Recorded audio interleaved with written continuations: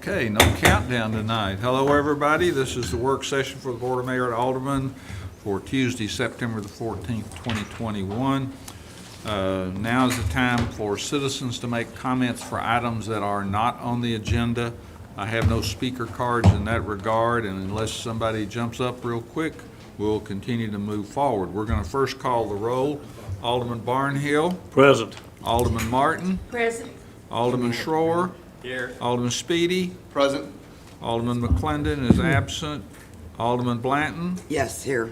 and Alderman Peterson. Here. And Vice Mayor Berger is absent at this point. So, okay, we'll now go to item number 1, which is Resolution 2021-112, a resolution to accept and recommend approval of Amendment 4 to the Comprehensive Transportation Network Plan, Major Thoroughfare Plan, to the Franklin Planning Commission. Thank you, Mayor.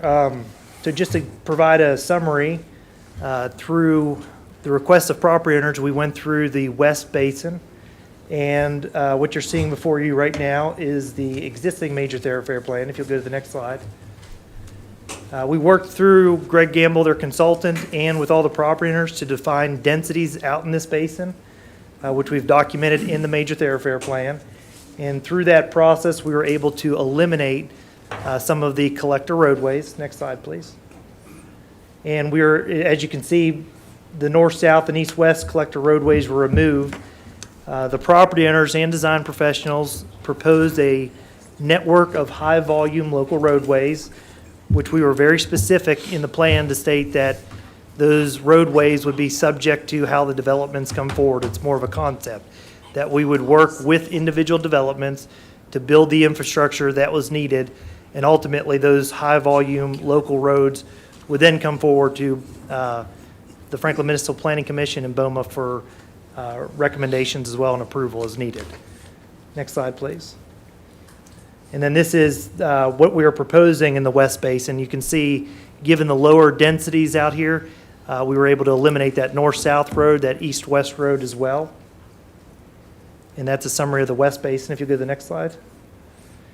We also looked in the Seward Hall area. This is your existing major thoroughfare plan with existing development coming in. Feedback we received from the Smith development as they came in.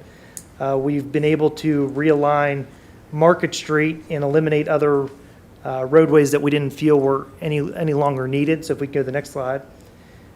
You can see where Market Street is straightened out. There's a lot of benefits to this.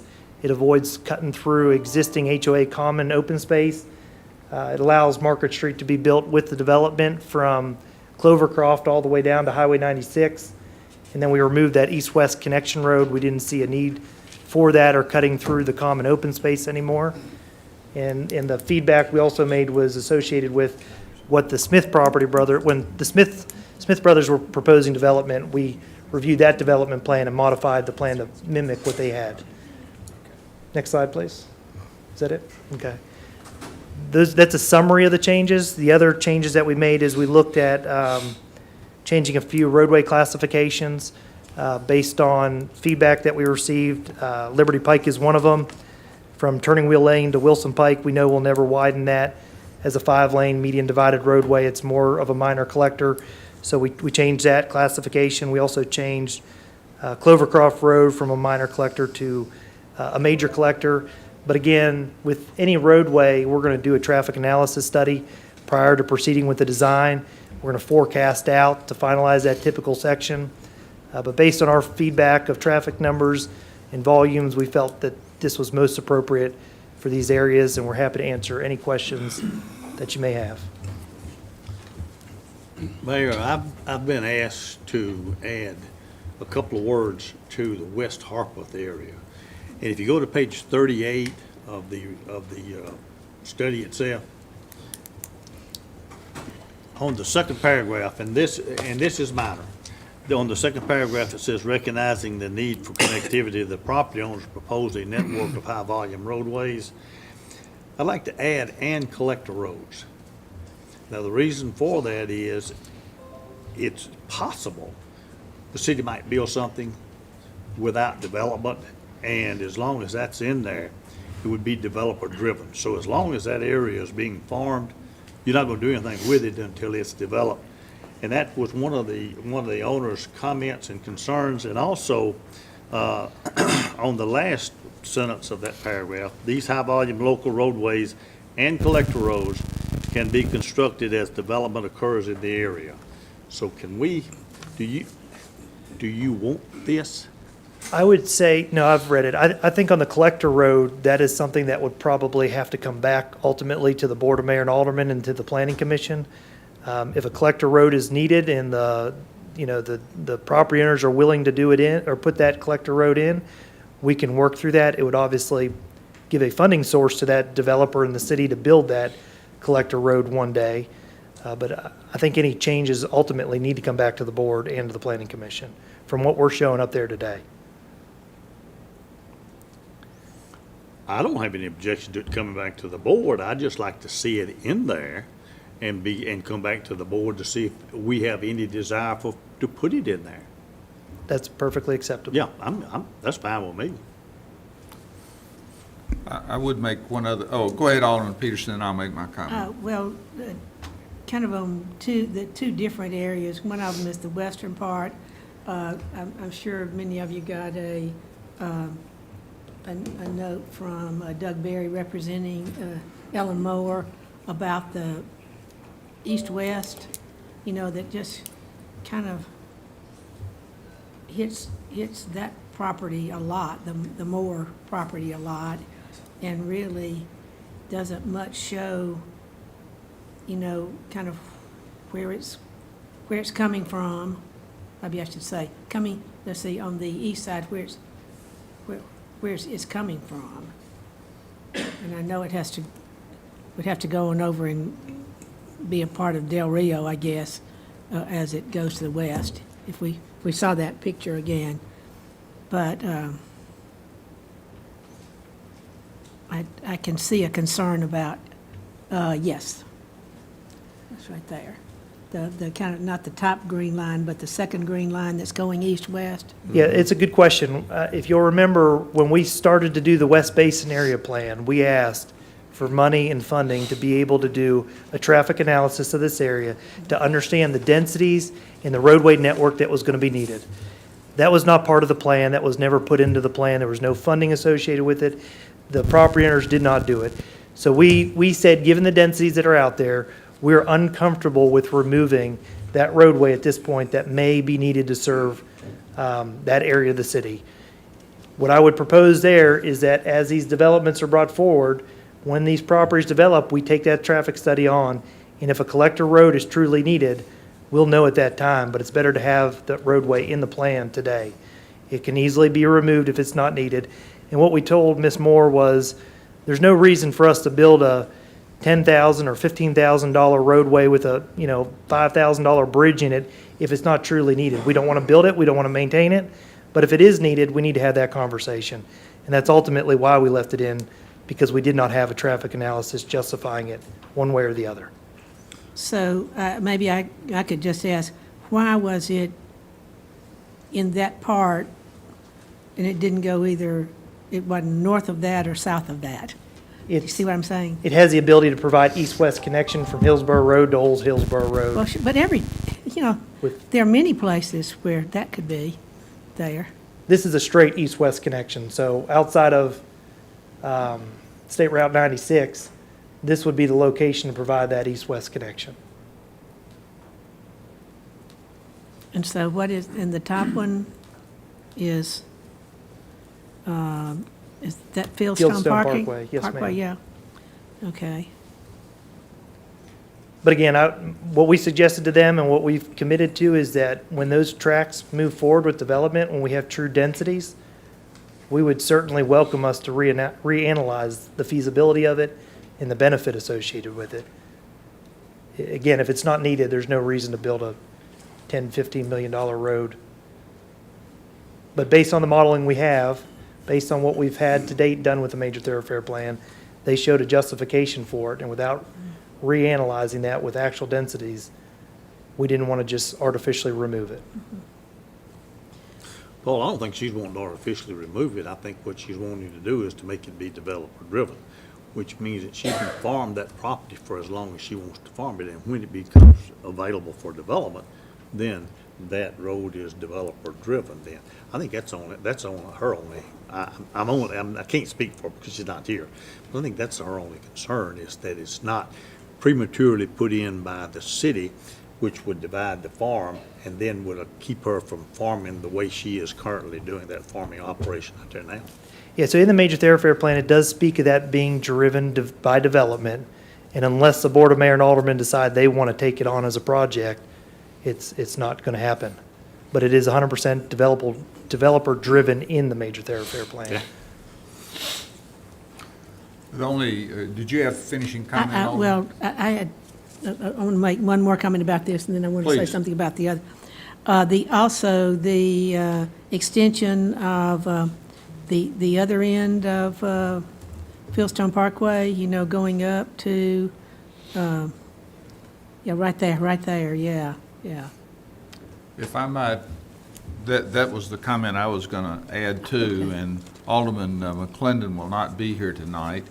And what I was going to propose is that we go ahead and consider passing the entire comprehensive transportation plan network, but with an addendum to that motion that we consider the Fieldstone Parkway extension separately at the September 28th meeting. So that's what I would look for if the board is agreeable to that, and that way we can have that discussion with Alderman McClendon here. Okay, thank you. Well, then over on the, I guess it's called Seward Hall side and everything, it's really kind of hard to see what part of this is inside the city limits and what's not. I mean, the colors are different, obviously, there. But there, as you're showing Market Street there, it's really going by some already developed areas in the county, and that is, I think, a problem. Where right now it's just coming off of wherever, but it's passing very close to properties that have already been developed.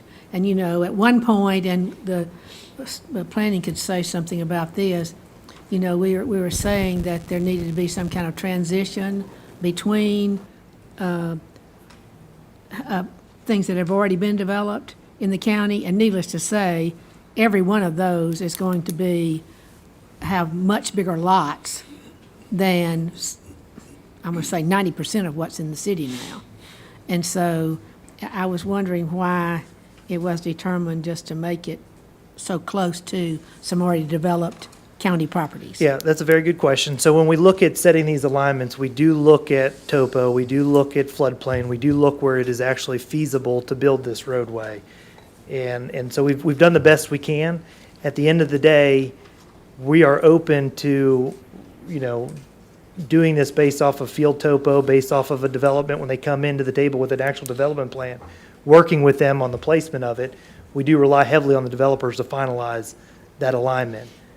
So really, our goal would be to provide a connection from Clovercroft to 96. If additional space or buffer was needed between the existing subdivision, I don't think that doesn't change the major thoroughfare plan. That would get addressed at the development plan stage in our eyes. As is before us. It is before you, yes, ma'am. As is before us. Okay. And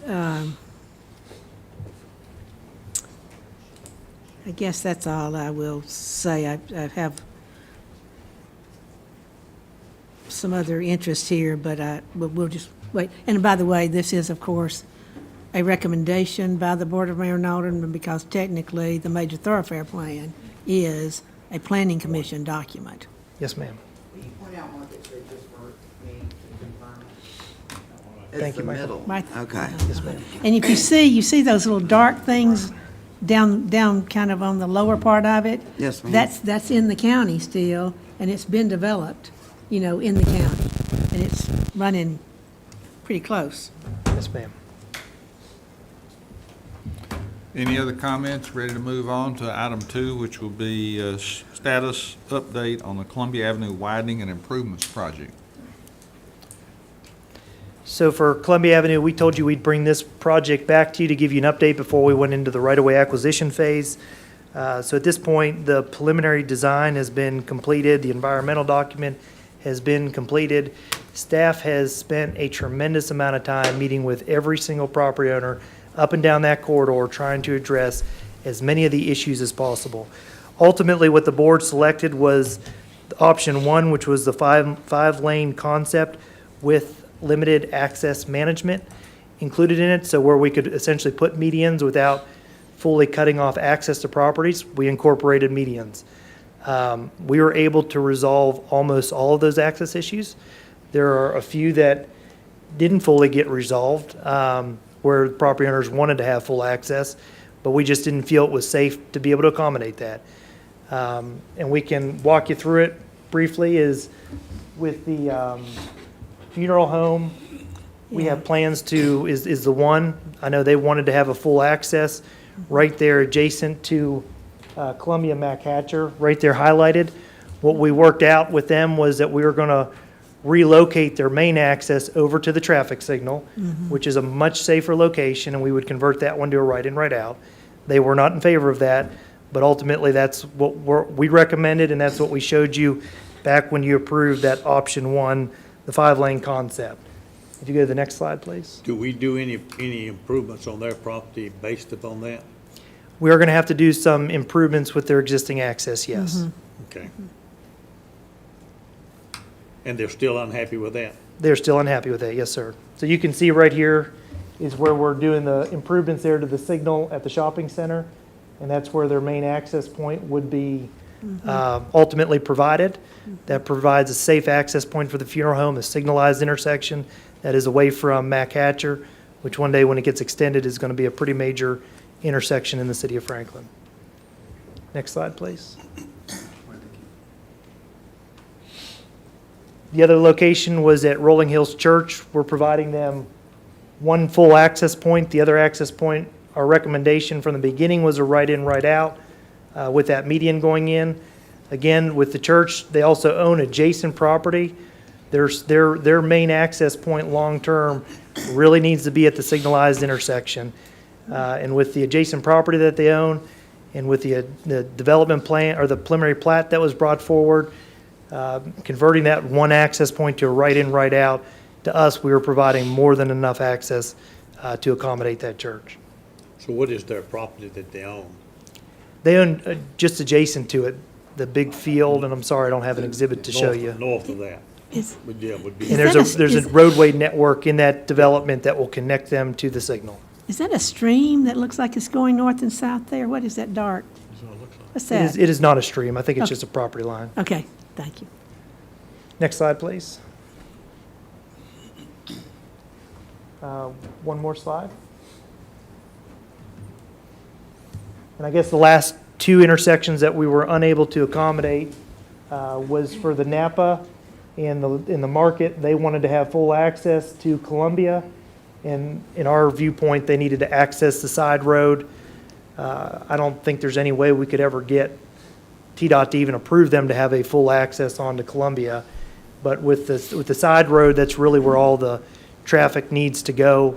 They were requesting full access there, but we were unable to accommodate that at a staff level without a safety issue.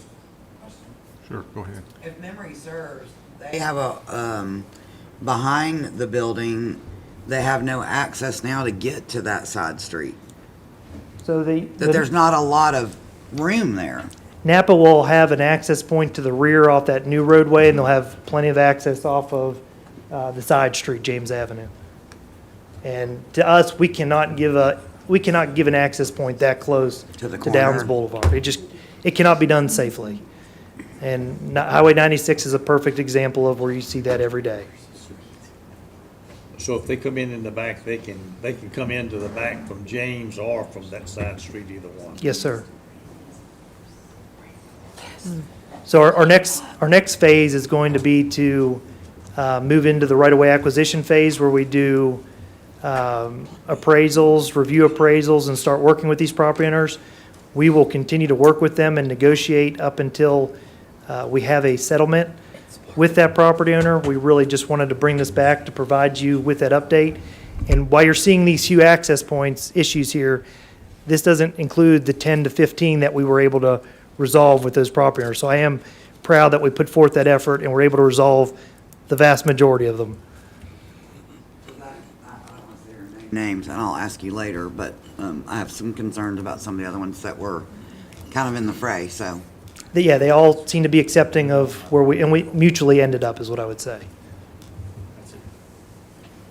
Any other questions or One, comments? one final question. As messed up as we are on Franklin Road, and for the length of time it's taken, for Hillsborough Road the same way, these people are gonna suffer tremendously. Now, I don't know if there's anything that we can do about it here if we wanna do the road. I wanna hear one more time that that money can't be transferred to another road project. It cannot be transferred.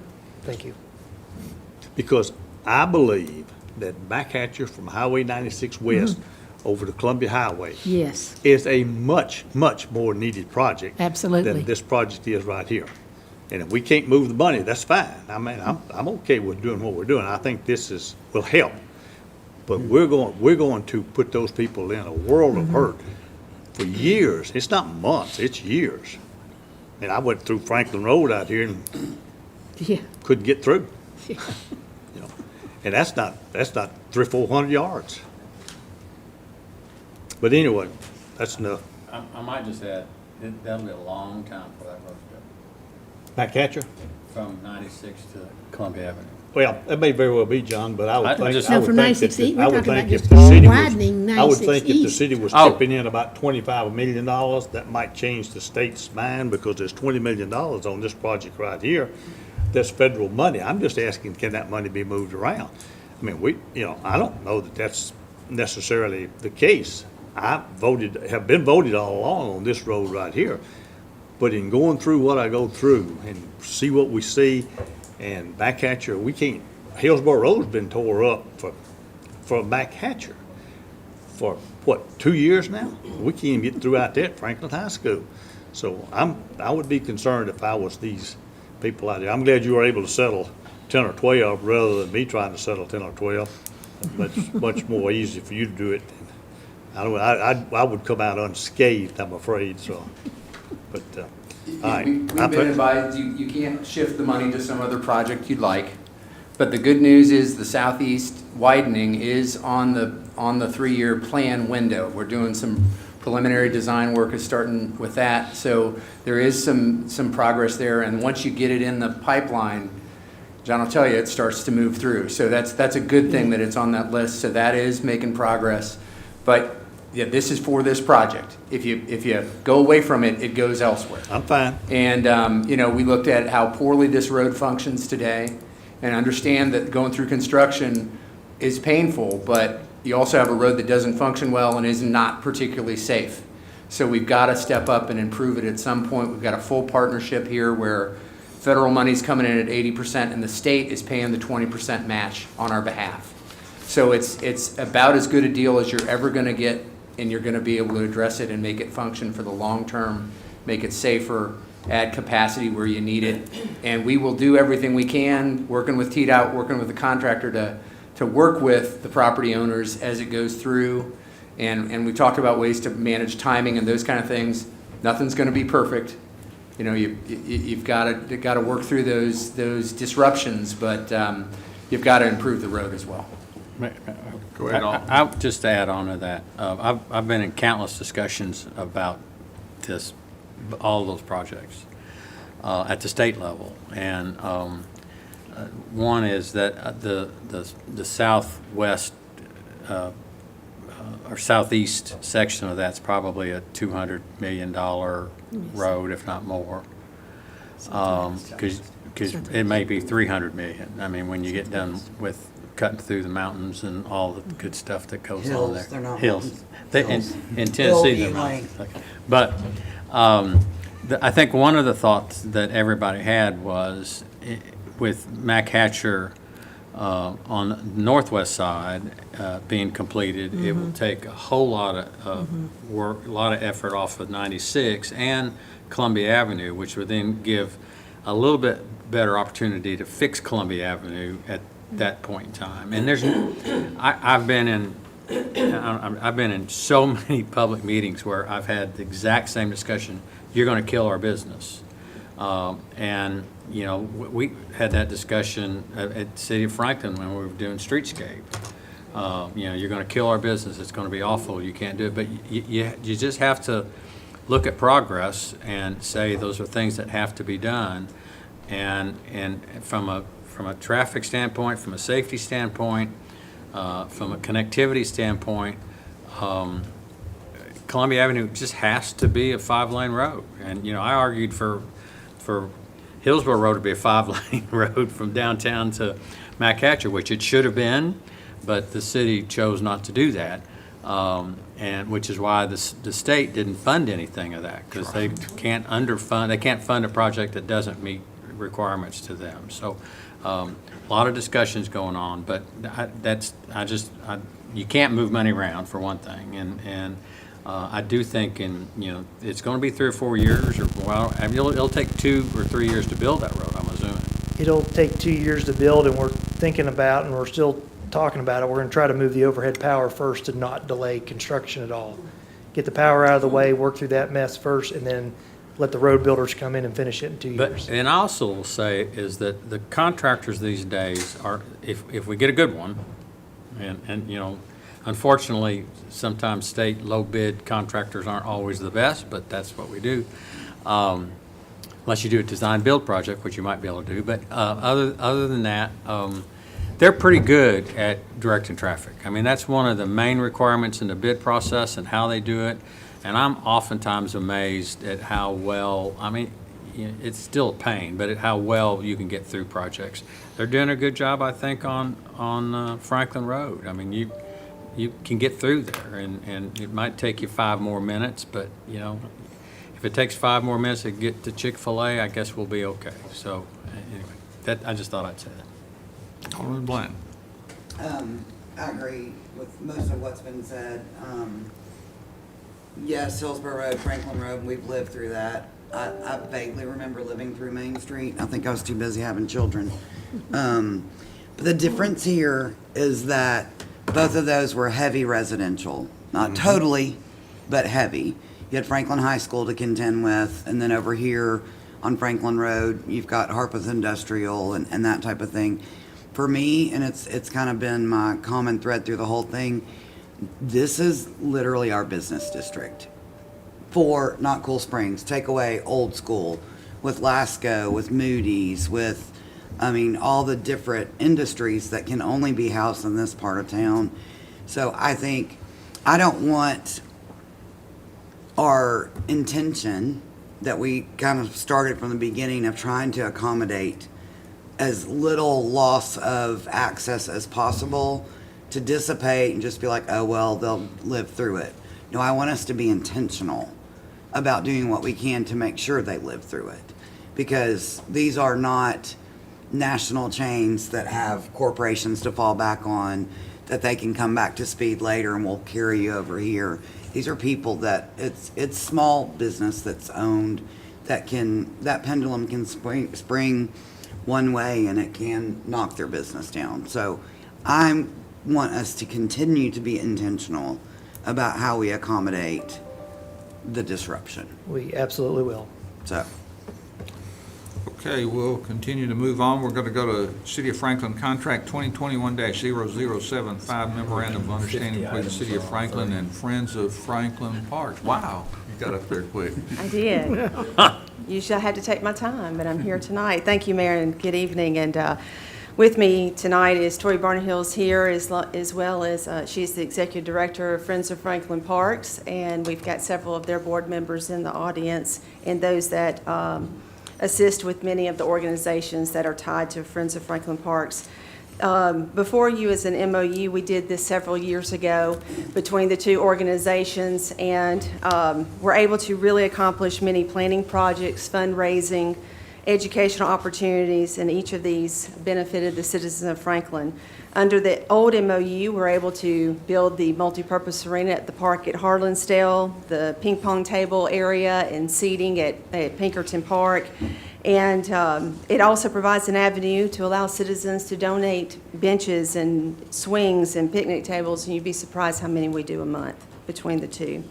The new MOU we're hoping to, that you will approve, will encompass two capital projects. One would be the first inclusive playground, which is LEG's Dream World.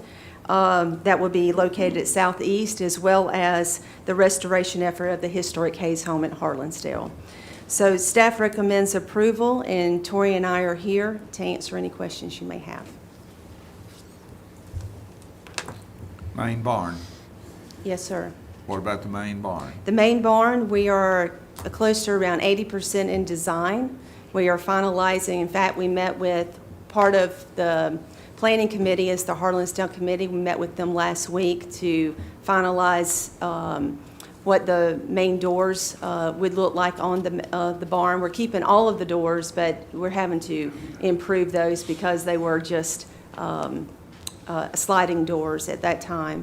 We've also met last week with historic zoning, came out to the property to take a look at the project, and that goes before, we'll finalize the planning part over this year, and then we will start construction in 2022. So very excited about the main barn and what that means for our community. But thank you to not only the state, but Friends of Franklin Parks and our community for stepping up and providing some public-private partnership for that project.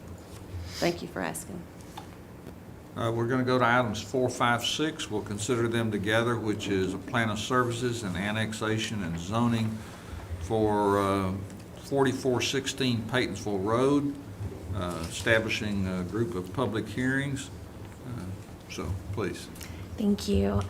Yes, this property is 4416 Paytonsville Road.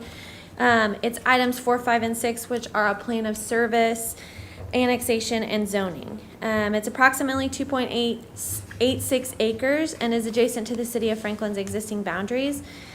The property is located at the terminus of the intersection of Goose Creek Bypass and Paytonsville Road and is within the southern portion of the City of Franklin's urban growth boundary. Envision Franklin places this property within the regional commerce design concept. The City of Franklin actually acquired this property in the process of development of the new fire station that's adjacent to 4416 Paytonsville Road.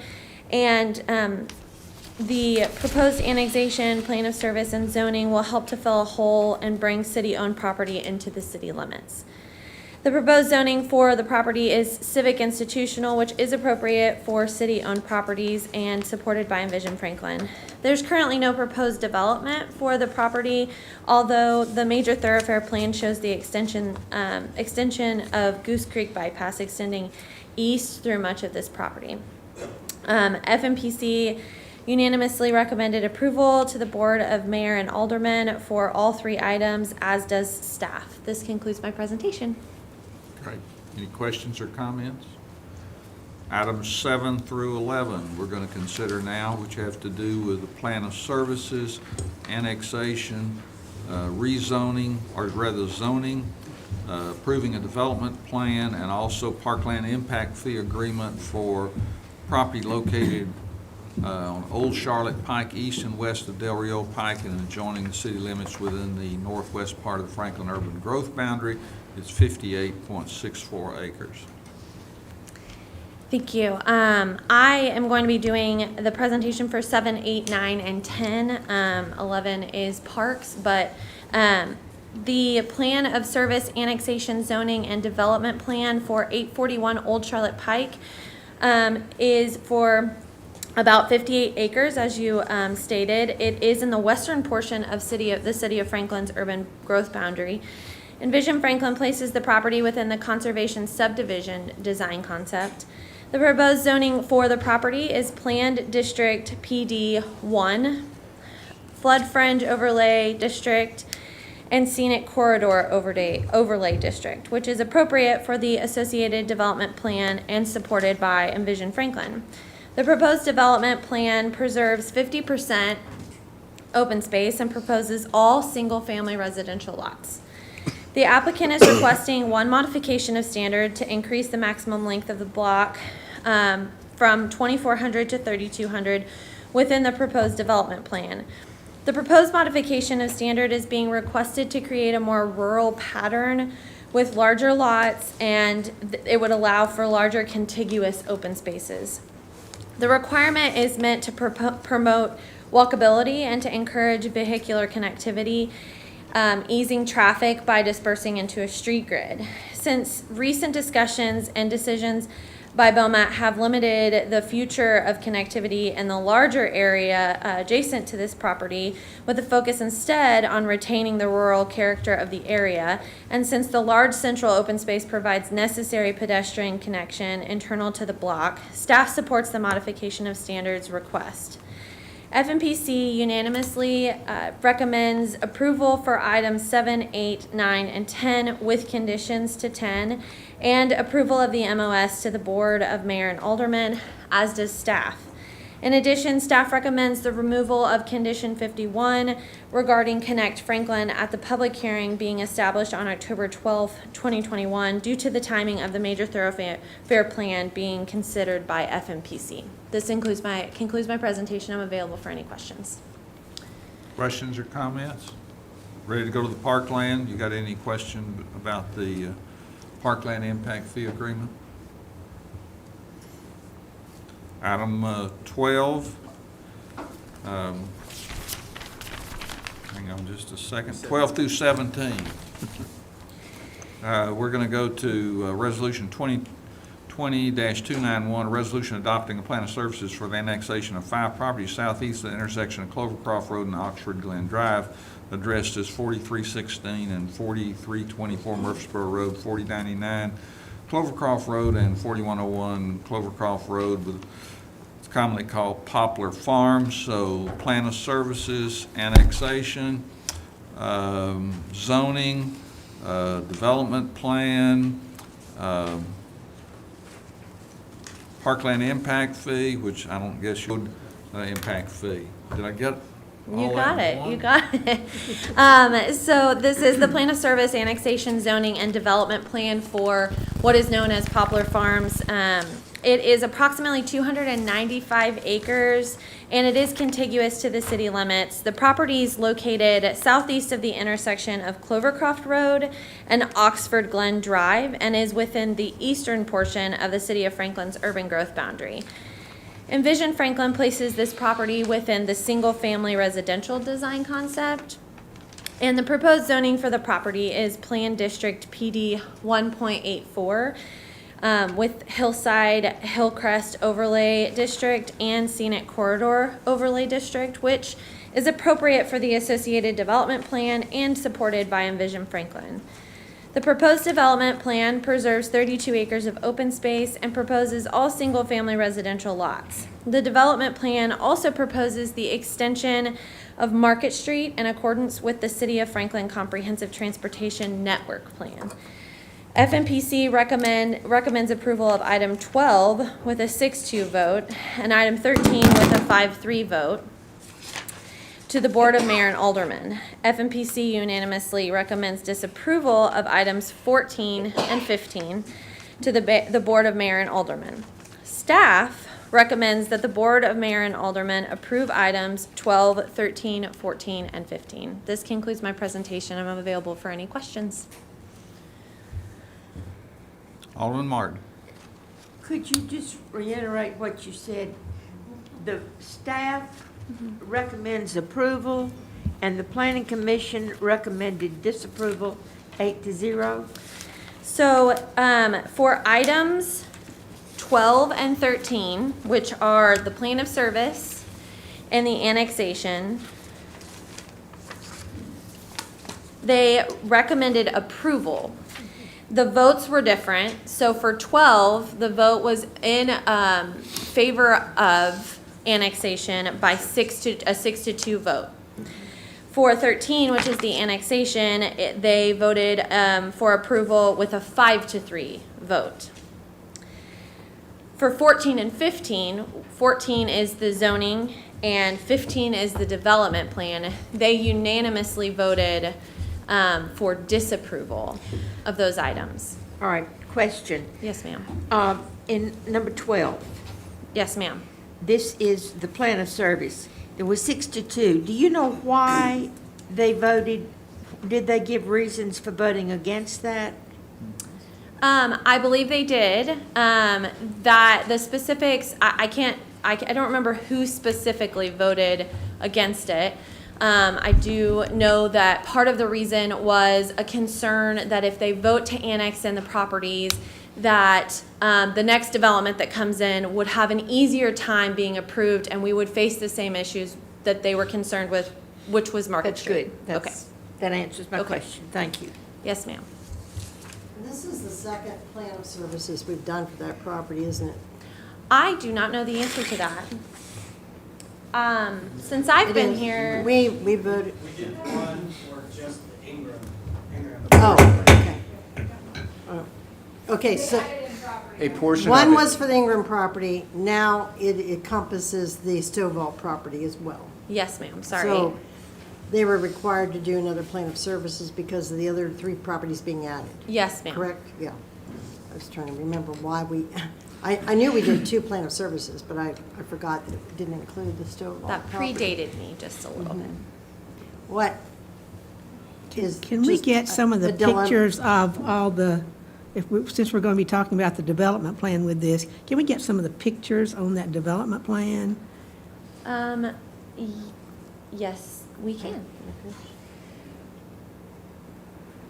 Maybe, What, maybe that one may be a good one to,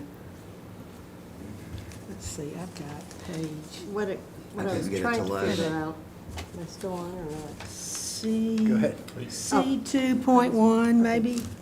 Yeah, it's still, While we're pulling that up, go ahead and ask your questions. It's not who, very. Go ahead. me? Oh, Yeah, yeah. No, I'm still trying to work through a lot of this, you know, this has been a really tough thing.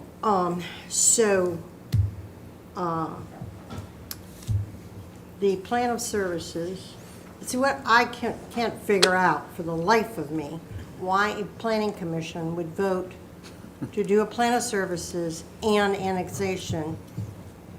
Well, let's leave the plan of services out, I get that. But I can't understand why they voted for the, and Ann, you're on that board, I'll be happy to talk voted about for it. annexation. I don't know if you did or not, I can't remember. But then they turn right around and deny everything else. So if they were going to deny it, they all knew where they were coming from, I'm sure, at the time. I just thought it made no sense to vote to annex it in. Why would we annex that in if we're not interested in the plan and the Sure. development? And, you know, I can say about 100 things here, and I'm going to be probably more calculated in what I say tonight on some of these comments, but because there's so many pros and there's so many cons. I would just add the comment that as you're discussing all the items together, that at the planning commission meeting, each item's considered individually, starting with the plan of service, then annexation. We ask that citizens tailor their comments to each specific item. So if they have issues with the development plan, the public comments may not come at the plan of service or annexation. So while the planning commission was considering the plan of service first, then the annexation, they may not have heard all the citizen comments yet and weighed all the different factors that they wanted to consider later on the rezoning and development plan. So just keep that in mind, that there is an order to those items, and sometimes they may have more information by the time they get to the last item than they did on the first. I just add that for perspective. Are you done, Vice Mayor? Yeah, Let the I- record show the Vice Mayor is here, and we welcome her in. Thanks. For now, I may have some more questions. Thanks. Other comments or questions? Well, since I was there and was voting, the reason I asked to have some of these shown here, if you look, you see the north-south there, but it really doesn't, it shows better on the real picture than it does up there. You see a lot of, light lines there? These are pieces of property that are already developed out in the county. And yes, that's some of them right there. I don't know, you can tell a little bit better about it now. Those are already subdivisions. If you look and you see the parcels there, do you see how much larger they are than the parcels that are in this proposed development there? And so, one of the ideas that planning has is that there would be a transition. In other words, they wouldn't have a lot of little bitty lots up right next to the half-acre lots that were already built on, and people have been living there for a number of years that are in the county. And also, if you notice, and I can't really see it from here, and I'm trying to look at it because I have some pages here, some of those connect directly into the already developed county subdivisions. I mean, that Market Street there has connections there to the other properties. I mean, they're right, as I say, and I can't, I don't know whether I could. And connections to where? Could you- To the properties that are already developed and been lived in the county, they have a road connection. To Watkins Creek, is that what you're No, referring to? yeah, right, Watkins Creek is definitely one of them. Yep, that was gonna be a dead end, I think. So No. if you move further down, there is a cul-de-sac and it does connect. The specifics of the road I can't speak to, but I can explain some of the transition conversation that we're having. So Watson Creek does have large lots. They are somewhere around 100 feet wide. And traditionally, if we were going to abut new lots against these already established lots, there would be a transition. We would require larger lots to kind of ease into what would eventually be a standard size lot, which would be 65 feet. So in this case, Watson Creek is actually abutting a 75-foot open space. Those houses are actually abutting a 75-foot open space, then Market Street, then new houses. So technically, these new houses are abutting a street, which is a minor collector street, and they are meeting a requirement of a standard residential lot, which is the 65 feet. So there's about the 75 foot, and then the road, and then these houses. So the transition is a little murky because obviously if these houses were abutting the established houses, they would probably be different lot sizes, but they are abutting Market Street. So how much space is actually between the house, the lot, and the 100-foot lot? 75 feet of open space and the width of Market Street. Yeah. How much is that? Would you know the width of Market How Street? wide is Market Street? 2, 6, 7, I don't know what it was like the about 100 feet.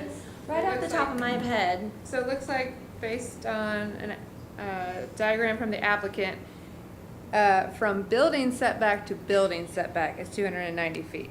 Market Street right-of-way is 65 feet. So at So least 65. 75 plus 65 65. plus the front yard setback of the new house, which I think is 30 feet. You know, as a general subject, we go through this conversation generally every time we have it, and we're trying to match up with something that we are not going to match up with. That's a county lot. Because first off, they didn't build it on the same standards. Second thing is, they don't require 40 or 50% open space, do they? Okay, so they're going to have a little wider lot than what we have as far as the city is concerned. My comment on that is that we've been doing this for a long time. The city really does not want a large lot. You don't want to You had run the that police right. department into a large lot subdivision where you've got to cover 200 homes and 200 acres. You don't do that. You don't want to run the sanitation truck. You don't want to run water and sewer. You want to have it compact so that you can efficiently serve that community and that particular lot. And as long as we continue to have the 40 and the 50% open space, we're going to continue to have that kind of conversation. We're not matching up. We should, if we match up with anything, it should be matched up city to city subdivisions, what it should be matched up with. If there's 200 or 300 feet between that house that's 100 feet and that house that's on 65 feet, she's answering some. that's it. Yeah. Thank you. I'm not just talking about the other house, I'm also talking about the road, which is, 100 feet closer there. But I have more to say, but let other people. Well, if I understand all this correctly, but the placement of that road was really Franklin's placement of that road. Yeah. That the original concept of those plans did not have that road anywhere near. It was just not where it was. But we wanted it to be a collector road. We wanted it to be a wider road. And in this case, after some negotiations, the developers decided to pay for this road. And so we're going to get a collector road that is needed, that ties into Clovercroft and to 96, and I'm positive that will take a whole lot of traffic off of Clovercroft, which then will take pressure off the county and the city, quite frankly, to redo Clovercroft, which is a huge, expensive, very hard to build highway that will take years and years and years.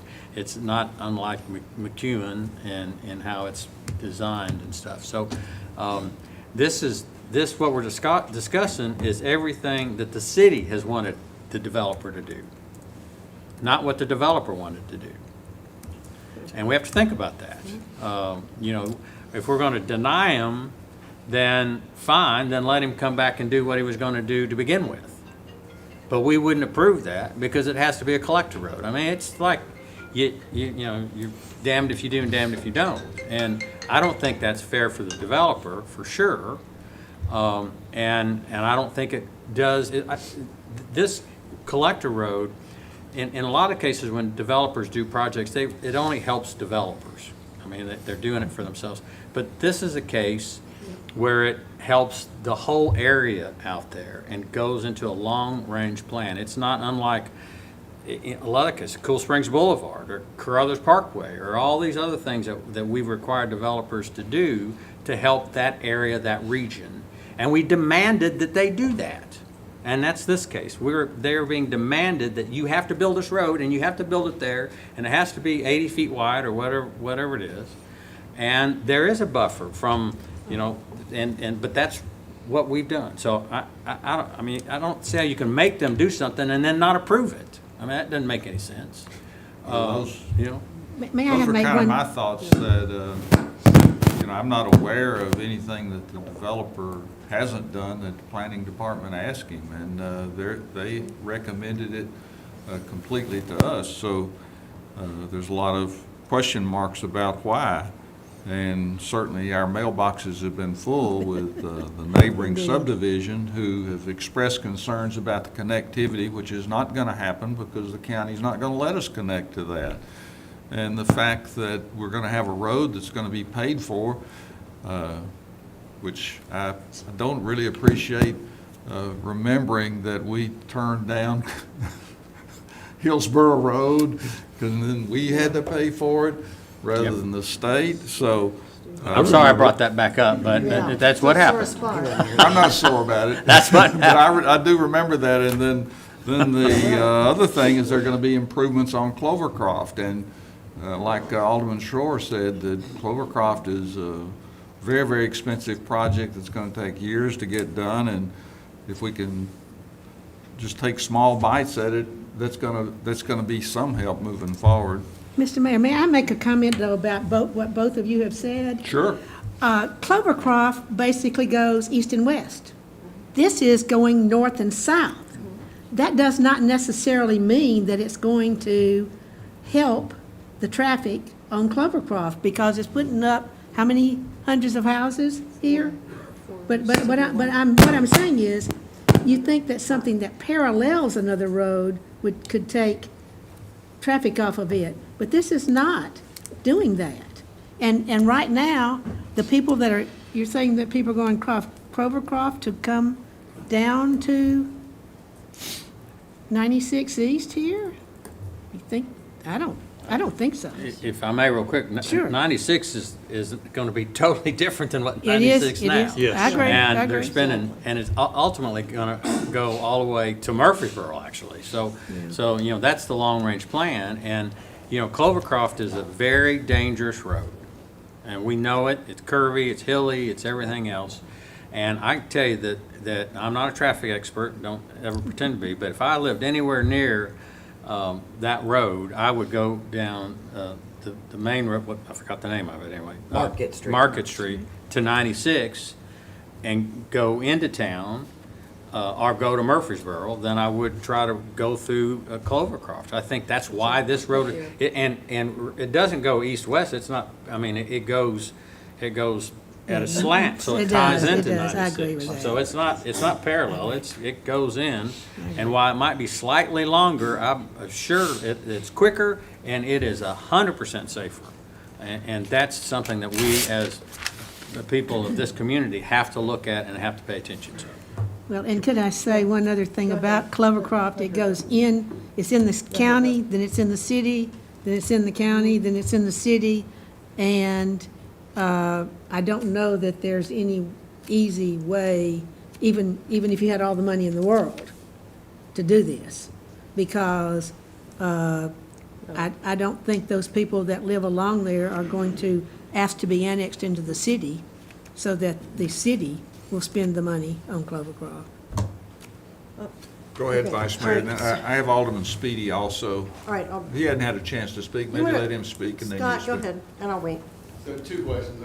We always hear about how dangerous every road is in the city. Do we have any statistics on how dangerous Clovercroft Road is, how many wrecks we've had? And I guess my second question would be, if this gets developed in the county, and let's say the density is 1 per acre, what type of road impact fees would the county require? Would the county build a Market Street or anything equivalent if this was developed in the county? They're not in the road, dude. So as it relates to Clovercroft, we have done analysis of safety issues when they're brought to our attention. I can say that almost all of them that we've identified have been in the county section. We typically will inform the county of them. They're pretty minor in nature, mostly guardrail type improvements. So we're not seeing any major accidents, to answer your question. At the same time, as it relates to traffic volume, we're not seeing any major queuing on that road at this point, at any of the major intersections. We do know that there are safety issues like guardrail and shoulder that we could certainly improve on. But again, to answer your question, there's no major safety concerns that we have right now. And the county does not have an impact fee structure, That's right. nor do they really build roads. They maintain roads, but I don't think you see them building roads like we do in terms of building out areas and development. So if it developed in the county, you could theoretically say it would add more volume to Clovercroft with almost no road improvements to the area. Unless Is that fair? unless the developer provided it. Yep. We'd have to put it through. Go ahead, Vice Mayor. Yeah, they'd have to put that through. They want to do Market Street, and I don't know if the county would require that. Right, Paul? it's unknown what the county would Yeah. require. It's unlikely. Yeah, I think so. Well, years ago, when Mr. Ingram was talking about selling his property, people came, I mean, we had tons of ideas about this property people came with. And I kept saying, whoever does anything in that property needs to put Market Street through, because we need Market Street. I was a big proponent of Market Street. And I'm thankful that they came on board and said, okay, we'll look at these properties. They went after the Stovall property, they got the Stovall property, great. But the problem is, I mean, there's a boatload of problems over here. And a long time ago, we remember that McKay's Mill, Avalon, Mead of Avalon, Breezeway, all were built without the city, the planning department saying, whoa, wait a minute, what about McEwen? It was never touched. It was never improved. And then we have this huge headache. Well, to me, personally, this is a personal opinion, and it may not be correct, but I do think it is correct, because I think that Clovercroft is not as dangerous and as horrible as McEwen. I mean, we have all sorts of problems with McEwen. So we look at Clovercroft, and I love the fact in this property that we would get Market Street. Do I like 500 and some odd homes over there? No. Capital N, capital O, no. I think that is too many. And I want that reduced. And I would like to see some bigger lots. And I would like to see a little bit different design. I've talked to the applicant about it. We've talked about it a lot. But they have to pay, and I get it all day long. As a business person, you're talking $1 million and more now just to go under a gas line. They've got the gas lines, they've got the utilities, they've got the hilltop overlay, you name it. So that property is not easy to develop. You just can't go in there and put 150 homes and develop the property. Now, someone wants to come and try to put a home in there every 2 acres or something, well, we're talking what? Take a guess. $2 million and up per house. People need houses here. We don't need to be providing. People in the private sector need to be providing homes for people. And that would not really be providing the homes that people need. People need regular homes to live in. This development brings that. So have Mike call them pros and cons. This is a really, we've got Brownland Farms coming up. I've got a column, pros and cons. Then I've got facts. Then I've got opinions. And all these things. And this is no different. John, you're absolutely right. 96 is going to be a whole new world out there. We've got a 4-lane coming in. And logic tells you, why would I meander myself through a subdivision when I can shoot down 96? Or I can come off 96 and come up, or if I'm in McKay's Mill or Villages of Clovercroft, Haddon Hall, Oxford Glen in the county, wherever, I can, instead of going down and going all over those bumps on Oxford Glen, I can go down Market Street. And so I want to talk about these things because these are important in making our decision. And so people can shoot up Market Street. People can go down Clovercroft. I mean, it's doable. And the other thing is, I've asked for us to take a look at this with the county. I've actually begged us to take a look at this with the county. And I honestly wanted us to annex in that entire road and put it on the list and start getting it done. But I understand it's not that practical because, as Ann said, you've got county, city, county, and those people, why would we annex in a road when we have county people on both sides that will never ask to be annexed in? It'll be still county on both sides. So the county needs to buy in. And then I talked to Greg Lawrence, Chad Story, the commissioners in that district, and they go, good luck, because we're out, we have, 65% of their budget is schools. So we have that issue. Eric, we're laughing because we've had this discussion how many times? But I want to talk about this because it's very important to talk about these facts. And I think that there is a way to do this with the county. And I think we need to go, and I won't reiterate that tonight, but there are grants out there. There are things that we can do to go after that money to help the county and help the city build that road. So we have to ask ourselves, are we willing to vote on this development? It's coming before us with 500 and some odd homes. I even forget the number. What is it? 5-something. It's changed a bit, It's 546. 546 now. And are we willing to do that? And yes, we get a great road. We get Market Street. It's a $10 million, $11 million road for them to put in from their wallet, not ours. And John, I hear you all day long. That's absolutely terrific. But the other thing is, we're going to get 546 homes, and we don't get any help at all with Clovercroft. So what do we do about that? How detrimental is that? Traffic studies. What do we have, Paul, for that, for Clovercroft? I mean, what is that impact? How detrimental is that to the people in the surrounding areas? To put 546 homes, we've got Market Street getting built, but yet we have Clovercroft. Those are the answers that people want, they need. I mean, I know the county people are weighing in all day. We've talked a million times, a lot of them in the back. But my constituents have a lot of concerns here. And yet at the same time, a lot of them want Market Street. A lot of them want Market Street. So what do you have on that? Yeah, again, we're not seeing any failures on Clovercroft as it relates to traffic during those peak hours. We're not seeing any major safety issues at all on that roadway. Today. Today, as I stated before, the But how? ones that we do identify are pretty minor in nature. I think, yes, we're absolutely going to have to address Clovercroft in the future, but we didn't see that as being detrimental having to happen now with this development. But with 546 homes? Yep, the traffic analysis did not indicate that it was needed from a traffic safety, from a traffic standpoint.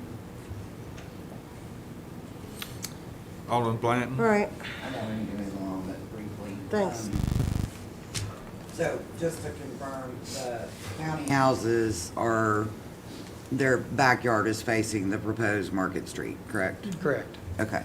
The other thing that I want to say is for any of you that pay attention or follow along with City of Franklin, Envision Franklin is something we talk about all the time. And usually it's about people who don't adhere to Envision Franklin. But I think in this case, from what I understand, we set the tone, we made the rules, and they walked through the door and gave us everything we asked for. And then there's all this contention about, why in the world would you let this happen? Well, we're following the plan that the community had input on. And no, it doesn't work every time, but like John said, you can set what you want and somebody gives you what you want. It's hard to deny something that fits the regulations of which we set forward, so. All right, I'd Can I like to say move one- on. We've one got more like thing? 38 items. Okay, yes, I You got We're understand. going to 30 have a seconds. whole lot of time to discuss this again later on tonight. Yeah, we'll have more Yeah. time. But let us also recall that much of this land cannot be developed. It's not that they have open space, so that they'll have, just enjoyment and everything. There is a lot of land that cannot be developed. That's a part of this. So that means that the part that can be developed is going to be the very, very small lots in many different cases. sizes. May I make one comment? Even if it could be developed, it wouldn't be. With our requirements for the amount of open space we have, it would not be developed. No, how much open space do they have and how much is required? They have 16 acres of open space and 124 acres of natural area. Natural area. And what's required is, I believe, 15%.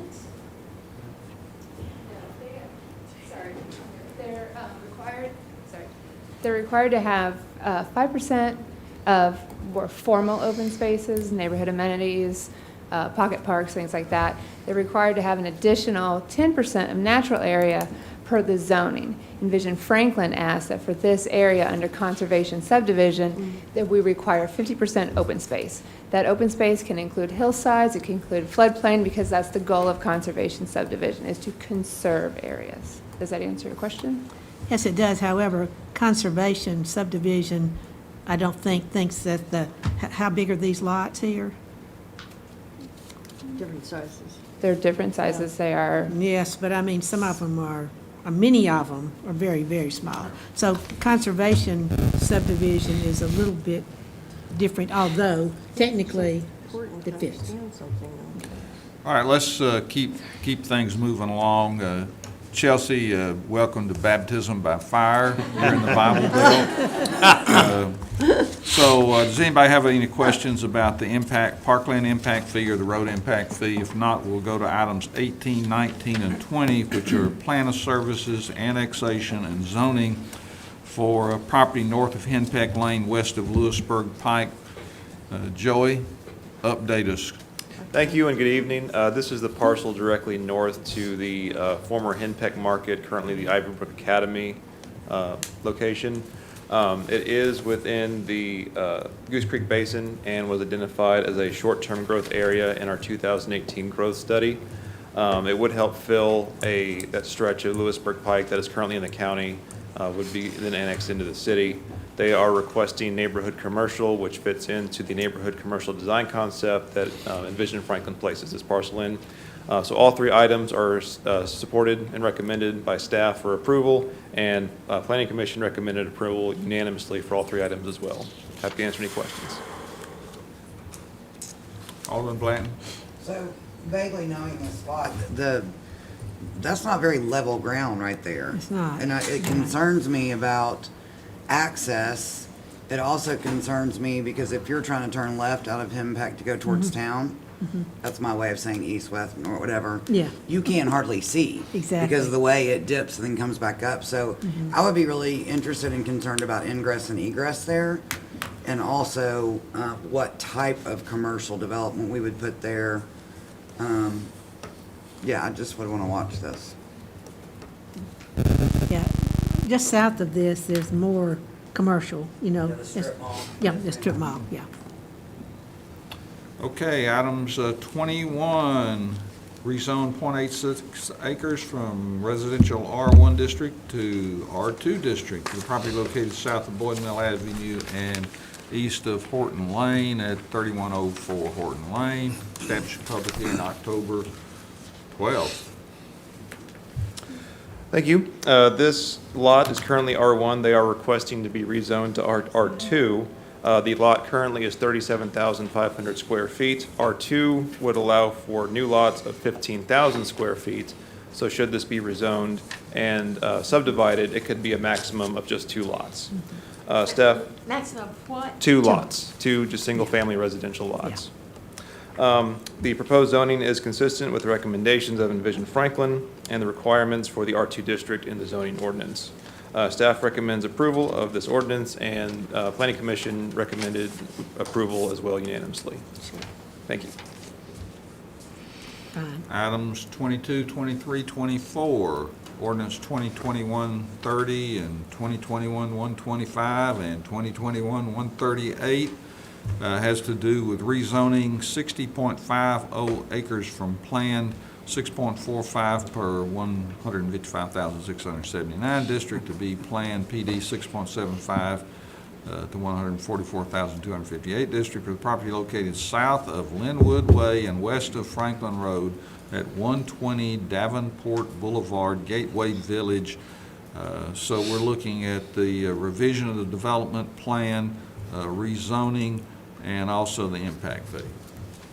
Thank you. The proposed revision to the Gateway Village PUD subdivision proposes to remove approximately 11,000 square feet of commercial space in order to add an additional 6 multifamily dwelling units for a total of 408 dwelling units for the development. The additional units are designed for lot 134 of the development, so this is not a new building. This is an existing building. They're just wanting to get some different entitlements for.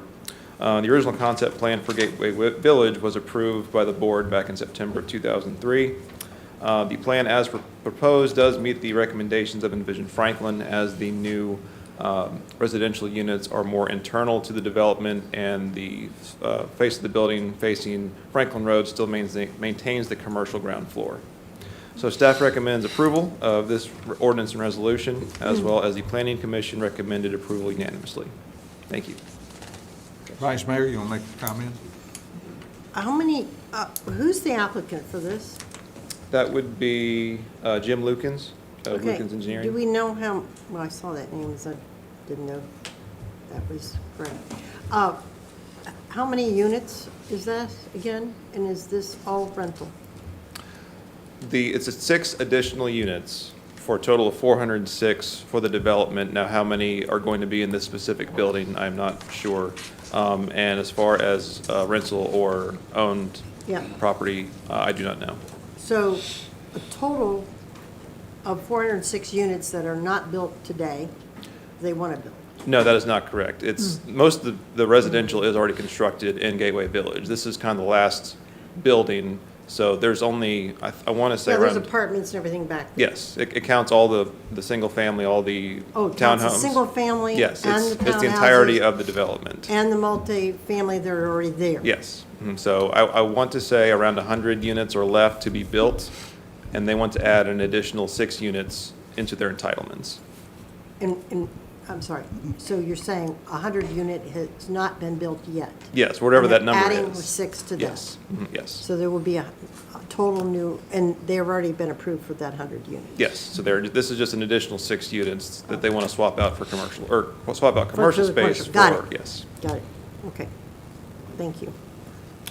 Okay, we're going to go to items 25, 26, and, does anybody have any question about the impact fee? No. Okay, we'll go to 25, 26, 27. These are rezonings and development, revised development plan and impact fee for parks let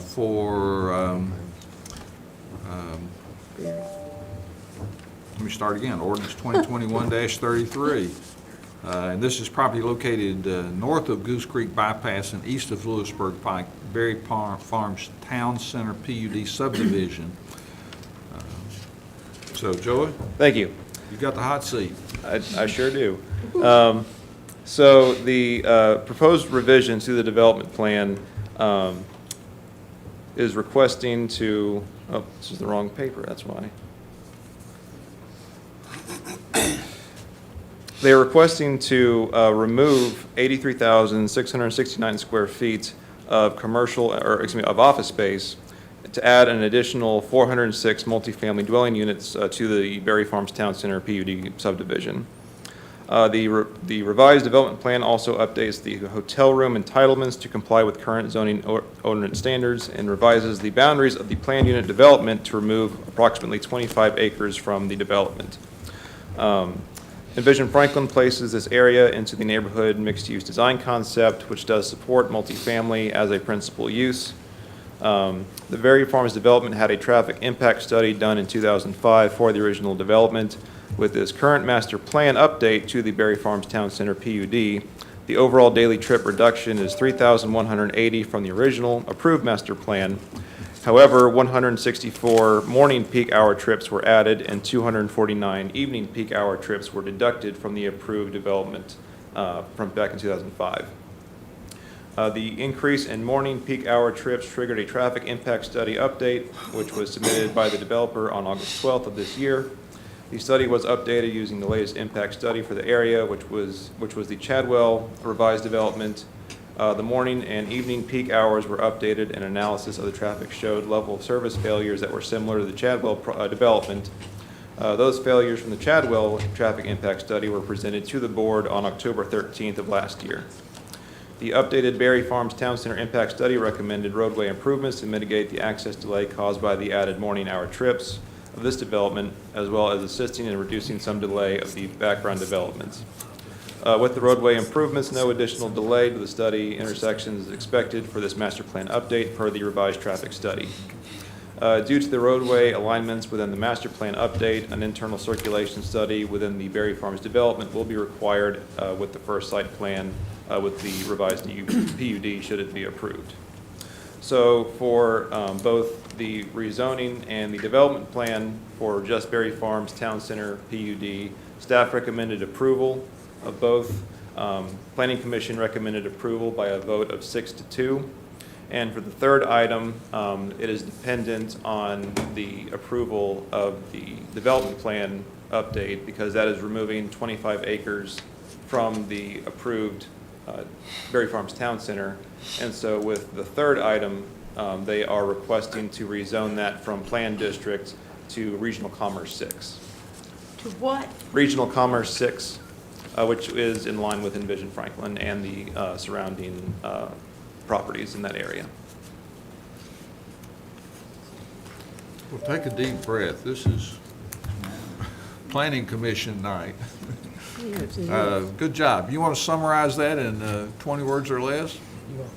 No, I really don't. More traffic, going to have more study. More traffic, more study, and it's going to apartments. Yes. Margaret has a. Okay. Question, go ahead, Alderman Martin, and then I'll get Alderman Speedy. For the record, it is multifamily, 406 multifamily units, so not necessarily apartments, but it is, could be condos or apartments. Is that what Berry Farms is becoming, a multifamily community? They got a lot out there, and they want more. This is what they are proposing, yes, ma'am. But I didn't have a chance to go back to see what the numbers are for like single family, for townhouses, and things like that, because I know that was some of the questions that the people out there were asking about, that they're concerned about what is already built there. This would be different from that. And even some people have said, we understand that things are different from the first time this was approved, which was, 2000 whatever, and everything. But I think that part of the thing is that this would be just more like real apartment building. It's a big apartment building type, instead of even though it might be called multifamily, if it was just the big house or townhouses or something like that, which is what most of the rest of it already is. But does anybody know what the number of units of each type is? I didn't have time to try to look it up. Against the wall. He's trying to stay there. I'm going to let the board continue to comment. I've got Alderman Speedy, then Alderman Schroer, and then I'll ask Mr. Balash to come up here and to clarify that for Ms. Peterson. Thank you. So you can come on to if you would, so we don't have any delay there. Go ahead, Alderman Speedy. Sure. I guess there have been multiple neighborhood meetings and multiple, I guess there's still one pending meeting that the developer's trying to meet with, get all the appropriate parties on board. But I also believe after the Planning Commission and from email from Mr. Ballas, there's like 4 conditions of approval that they are willing to add to the revision. And it's mostly around traffic, the connectivity in there, the queuing of some turn lanes, so maybe he can address those when he comes up. Yeah, that's it for now. Okay, Alderman Schroer. Okay. This is a night where we're talking about a lot of big projects, and I don't know where the right time to say what I'm about to say is, but now is as good as time to say it. I think it's important to know that, and I will say that I'm a real estate developer by trade. I don't do it anymore, but that's how I got started. But I never did residential to speak of. Developers don't create demand. They don't have anything to do with demand. They could go and build the most beautiful thing out in the middle of nowhere, and nobody's going to come. And they do market studies. They know what they're doing, and they put places where people will come. And we're growing, folks, and these people need a place to live. And we're right. You're right. They can't afford to live in $2 million houses. We got plenty of those already that started out at $200,000 house. Now they're worth $2 million. But and they risk every day to do things, and they can't decide whether or not people want to. I mean, they don't create apartments. Say, I'm not going to put apartments in this development because the board wants condos. Well, what good is that if they don't buy condos? They got to rent things. I mean, that they don't do that because they feel like they'd rather have apartments. In fact, they'd probably much rather have condos because they're a whole lot less complicated to manage, and you get your money back quicker. So they're trying to meet the needs of not only the people that live here, but the people that are gonna live here, and they're gonna keep coming for a long, long time. And so, we've got great rules, we've got great ordinances, we've worked really hard to do this in, and people that comply with the ordinances ought to get approved for their projects. Now, if they want change of things, well, then we can say no. But if you're following the rules and you're doing the things you're supposed to do, and you walk in here and ask for approval and then you get turned down, we are not doing a service to this community or to them or actually even to us. So I'll be quiet. Okay, Mr. Balash, I'm going to let you come up and try to make a few clarifications, and after you, I'm going to ask Mr. Huber and Mr. Thompson to come up and make their public comments they wanted to, and I'll give them 2 minutes each. So if you can address the questions that you heard. No, I'm Adam Balash with Boyle Investment Company. Thank you for the opportunity to speak briefly. I think I heard a couple questions, some from Alderman Peterson and maybe one from Alderman Speedy as well, so I'll try to hit those quickly. But as we've mentioned in the Joint Conceptual Workshop and again at Planning Commission, we have not made a proposal for a certain percentage or certain number to call out for rent versus for sale. We're proposing 406 multifamily units as defined by the zoning ordinance, which is 4 units or more of attached product.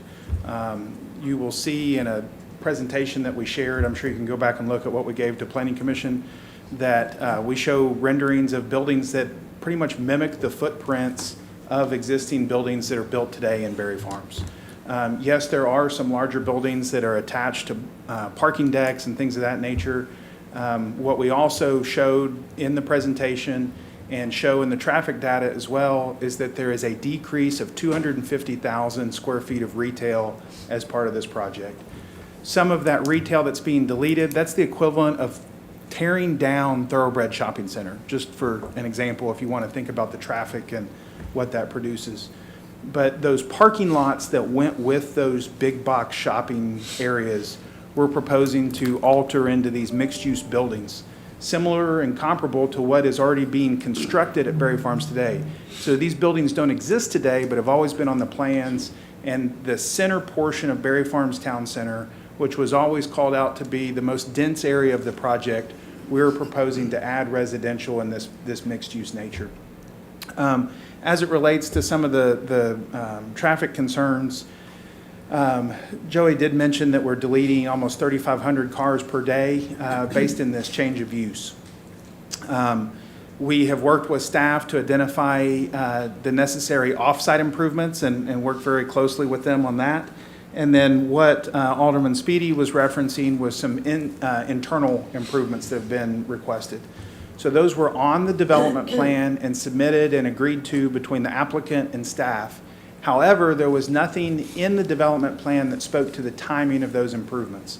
The Planning Commission, Ms. Peterson may remember this, was very long the other evening. So I made this recommendation at Planning Commission. None of the planning commissioners took me up on it, but we recommended conditions of approval be placed in addition to what staff has already recommended for the project to speak to the timing of these internal road improvements. And so what we have suggested is that these internal road improvements be built prior to opening any new building that still remains to be built in Berry Farms Town Center. So there are 2 areas, I think if you flip to the next slide, somebody had it open a second ago.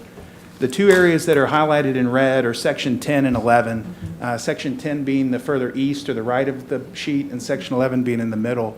And so what we have asked for is that before we complete any of these new buildings and open up these new areas that would then create the demand that we're talking about, is that we want to build these roadway improvements. So we have suggested, I believe, 4 roadway improvements in a package that was sent to Planning Commission or to planning staff as well as to Alderman Speedy, and would welcome those conditions of approval to be placed by BOMA as this project continues through the votes. So hopefully I've answered everybody's questions. Would be happy to answer any more.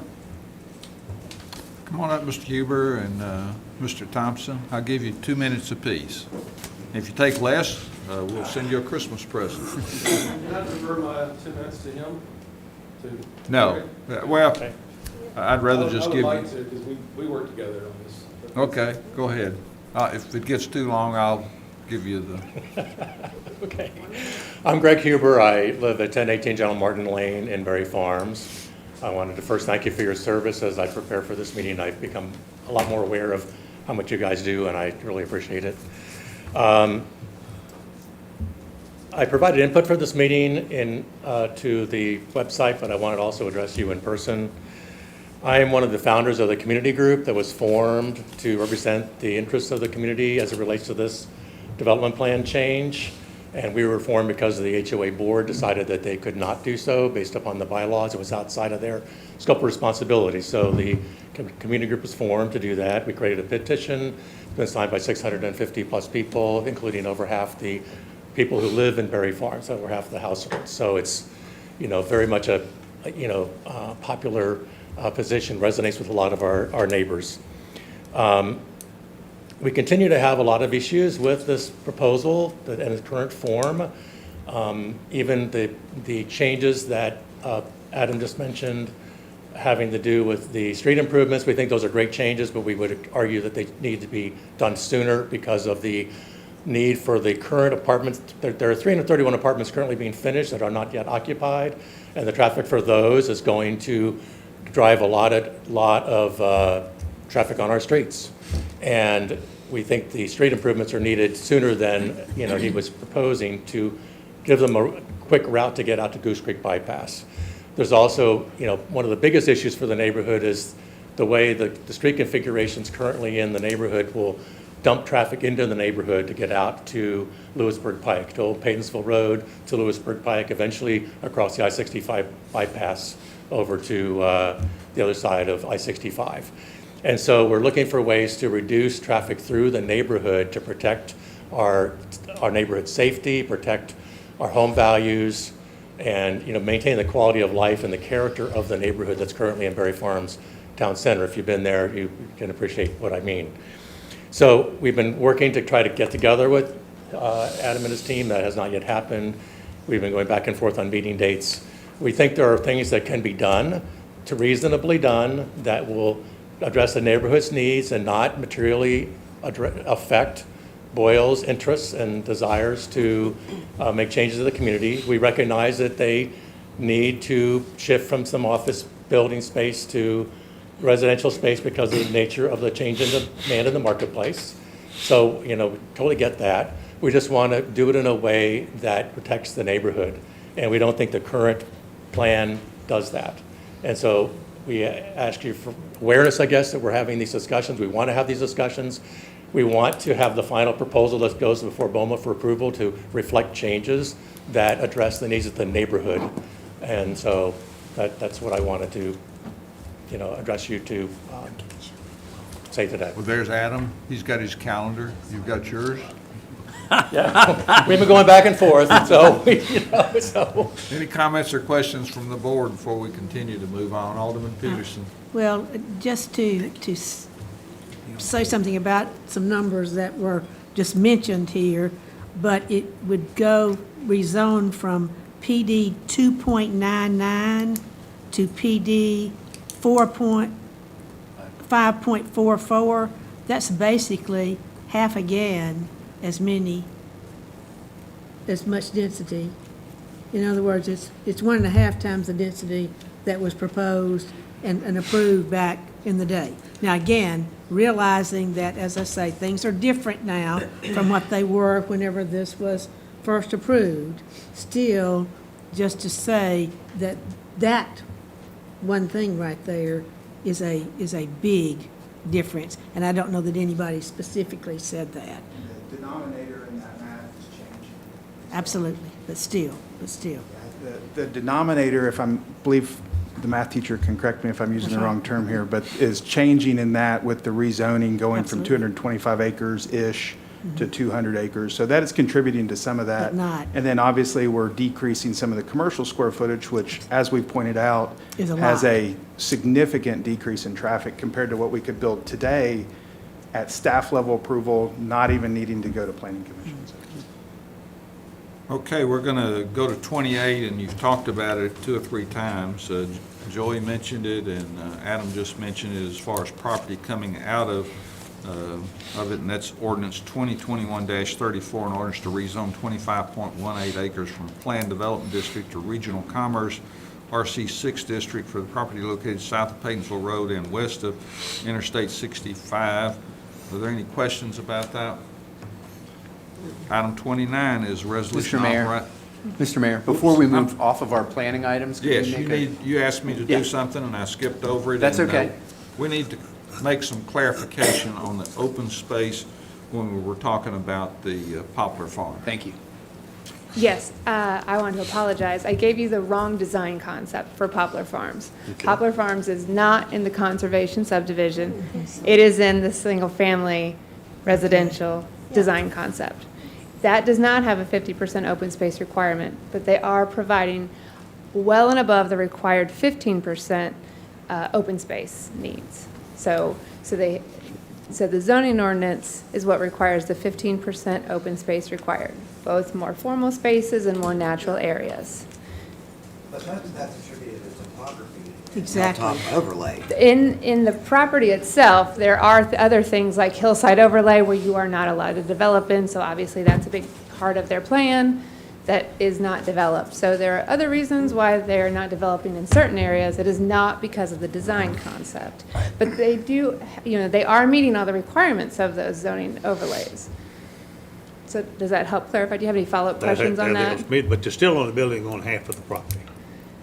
Right. I mean, I think Chelsea gave you the numbers. Over 132 Yeah, I'm acres just, roughly. are in natural areas because of different reasons why.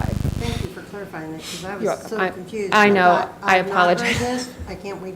Then we went on, and I'm like, no. it's- Quite honestly, I just remember The other that thing is hillside and that I thought they- it was. The other thing on those is that there's some open space that they can't build on, but they're going to improve the land to leave it open, like for soccer fields or pick up. I don't think they have any soccer fields, but, they have a large area that's hillsides that Well, they're whoever wants incorporating to use it for trails whatever. into. Yes, they're trying to find ways to Like, just if not somebody wants to have it. pick up football game, Right, they do have large they're providing that open fields. space where they can't build, but they're going to improve it so that people can use it. That's what I saw. Okay. Okay.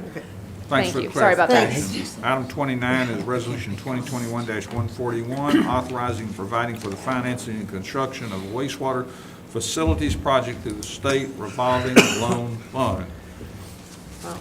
So this is the additional loan monies that we received. Christine gave an update at the last work session that we were in anticipation of receiving these. This is the actual resolution to accept those. So it's a $19.5 million loan that's going to supplement the $100 million we already have. That'll be also supplemented by the revenue bond that you also approved at the last board meeting as well. So that will take us to our entire project cost of $132+ million. Any questions? Construction costs. The construction cost, yes. All in, when you consider the design and other services, it gets us to about 152. Correct, yes. Is that interest rate correct, 1.36? Yes. It's very From good. SRF, 30 years. yeah. Very good. For 30 years, yeah. Yeah. I want some of that. That's And the reason we we, want to go to the state. I'm sorry? That's the reason we wanted to go to the state. We were pretty ecstatic when we heard this. And we did well on the Yeah. bonds that we took to market, the revenue bonds we took to market, and we just signed those Monday.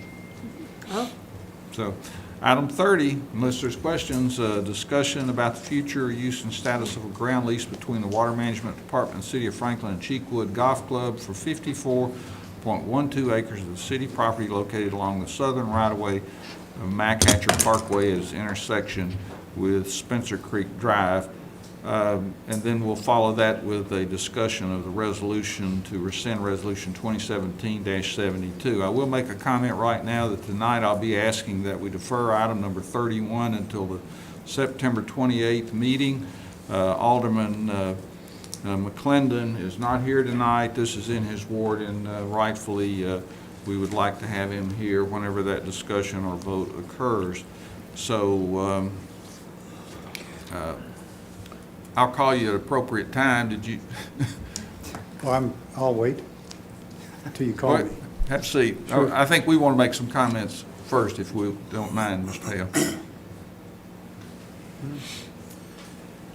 Go ahead, I'll Mr. Stevens. I'll go ahead and walk through some things. Thank you for the time to talk about this.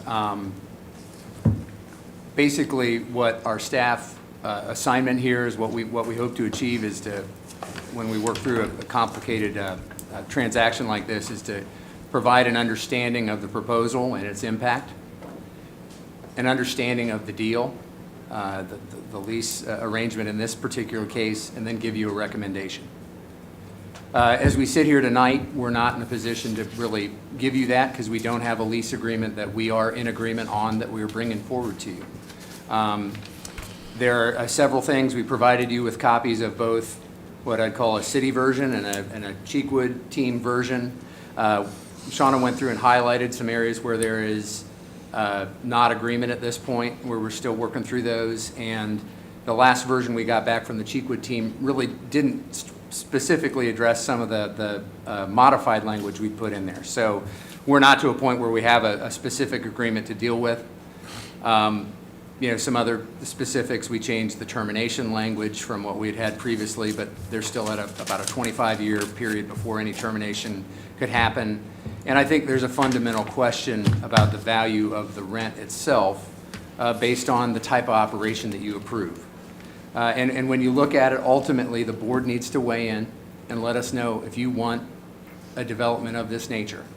It has really changed pretty significantly over the 4.5 years since you first identified this project and granted the authority for me as your city administrator to negotiate a deal.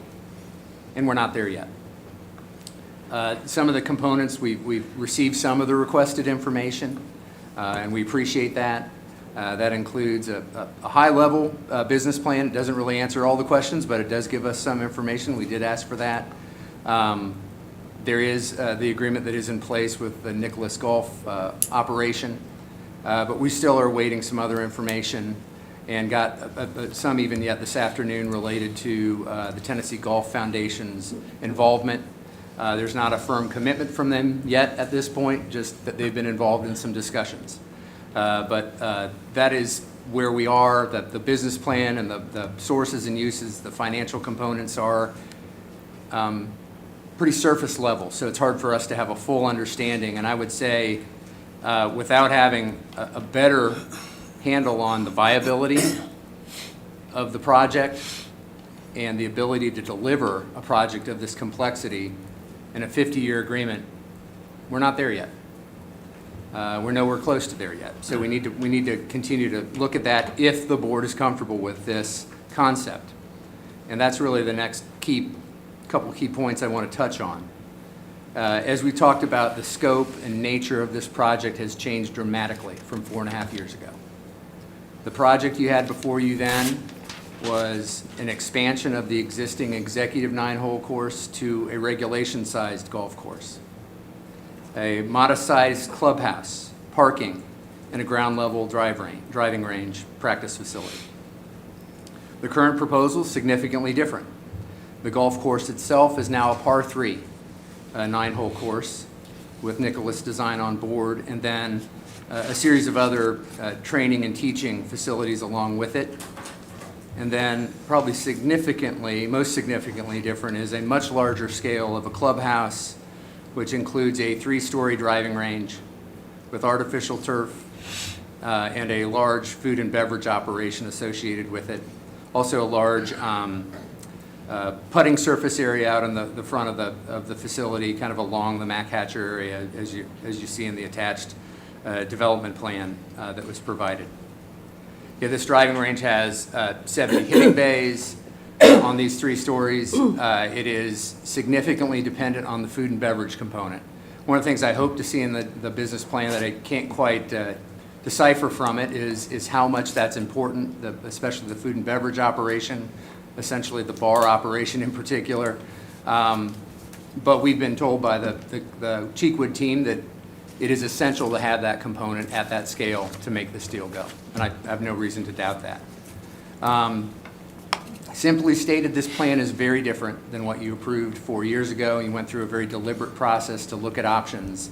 And now you have an option that was not really on the table when you made that decision 4 years ago. So, the board has options to think about what they want to do and what is the best use of those 54 acres of property. Related to that, with this size and scale, is the nature of that entertainment component, and especially the 3-story, 70-plus bay driving range component, and the netting that would be required to protect that property, keep the golf balls within the property owned and leased by the city. Independently, the Cheekwood team and the city team identified the same third-party expert to look at those trajectories and that information. Todd Jester from the Cheekwood team provided information to this consultant, who provided us with a report in the last week or so related to the heights of the netting and what would be required there. And depending on which area of the fenced-in or netted area, it's anywhere between 194 feet at the highest to somewhere in the 180s in other areas, and then a little lower, closer to the hitting bays themselves. Just to put that in a little bit of context, the Nissan headquarters is about 145 feet high. So we're looking at it at its highest point about 49 feet higher than the Nissan headquarters, just to give you a comparable or a point of comparison to look at. With that scale, that significantly has impact, and I think you have to consider the nature of that area, the fact that Harlansdale is not far away from there. You've got a church, you've got other properties in and around that area that I don't know that was fully shared with folks. I'd like to ask Vernon Girth to talk a little bit about that here, because he's worked most directly, and I think we may show you some images just to give you that. That is probably the area, at least I would say from my perspective, that offers the greatest pause and concern, is just the size of that, how that will look, how that will change the character of this important piece of land in our community. Vernon, go ahead and talk through this a little. Sure. Thank you, Eric, Mayor, Alderman. As Eric mentioned, the key here is that we independently, the city and Todd and the Cheekwood team, selected the same consultant to do the ball trajectory and netting study. And from the city standpoint, we don't have experts on staff, so I had randomly selected an architect off the Golf Course Architects of America Association website, and then learned that he partnered with Tanner Consulting, who's a known expert, and Todd Chester has verified that. We agreed to, as Eric said, to have Todd submit Mr. Tanner a plan, which is the result of this ball trajectory and netting analysis. As I had included in the email that Eric had shared with you, there's approximately 2,100 lineal feet of netting that will be mounted on 45 poles, and the netting ranges in height. Mac Hatcher is to the right on the bottom of the screen where the cursor is, and going opposite of that is the Harlansdale Park. On the east side, the church side, the netting increases in height to about 183 feet. On the back side, 194 feet, and then 185 feet on the west side, which then has some of the playing holes of the Cheekwood facility as proposed. Somebody asked me earlier today, how tall is the Drury Hotel? And we looked into that. The Drury Hotel is about the same height as the Nissan and two Franklin Park office buildings, because it is a hotel and the floors are lesser height than a typical office building, which is about 145 feet. When you look at this much netting, it is impacting, but not surprising, because we often compared what's being proposed with the multi-tiered facility to a Topgolf. And the Topgolf facility generally has fencing ranging from 150 to 175 feet, 170 feet.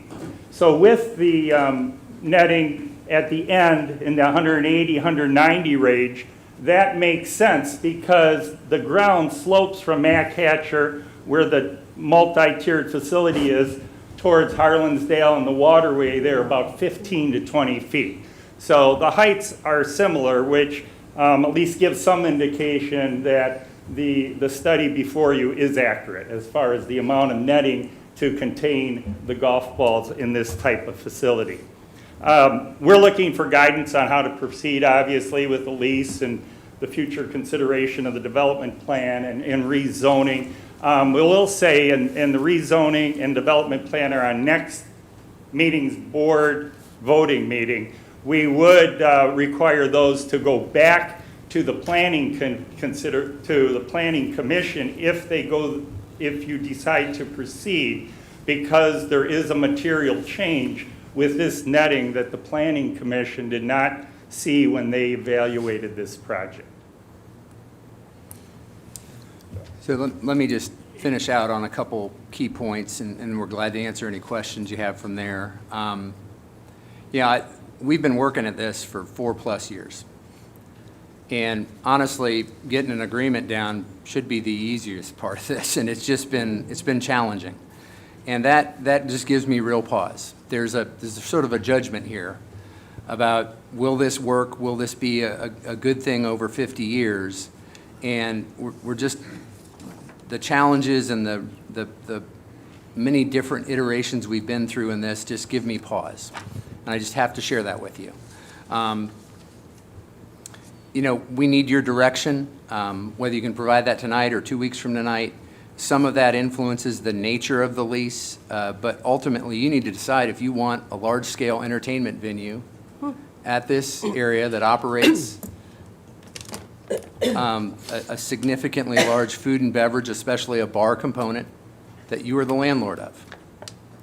It's very different than what you looked at 4 years ago. That would affect the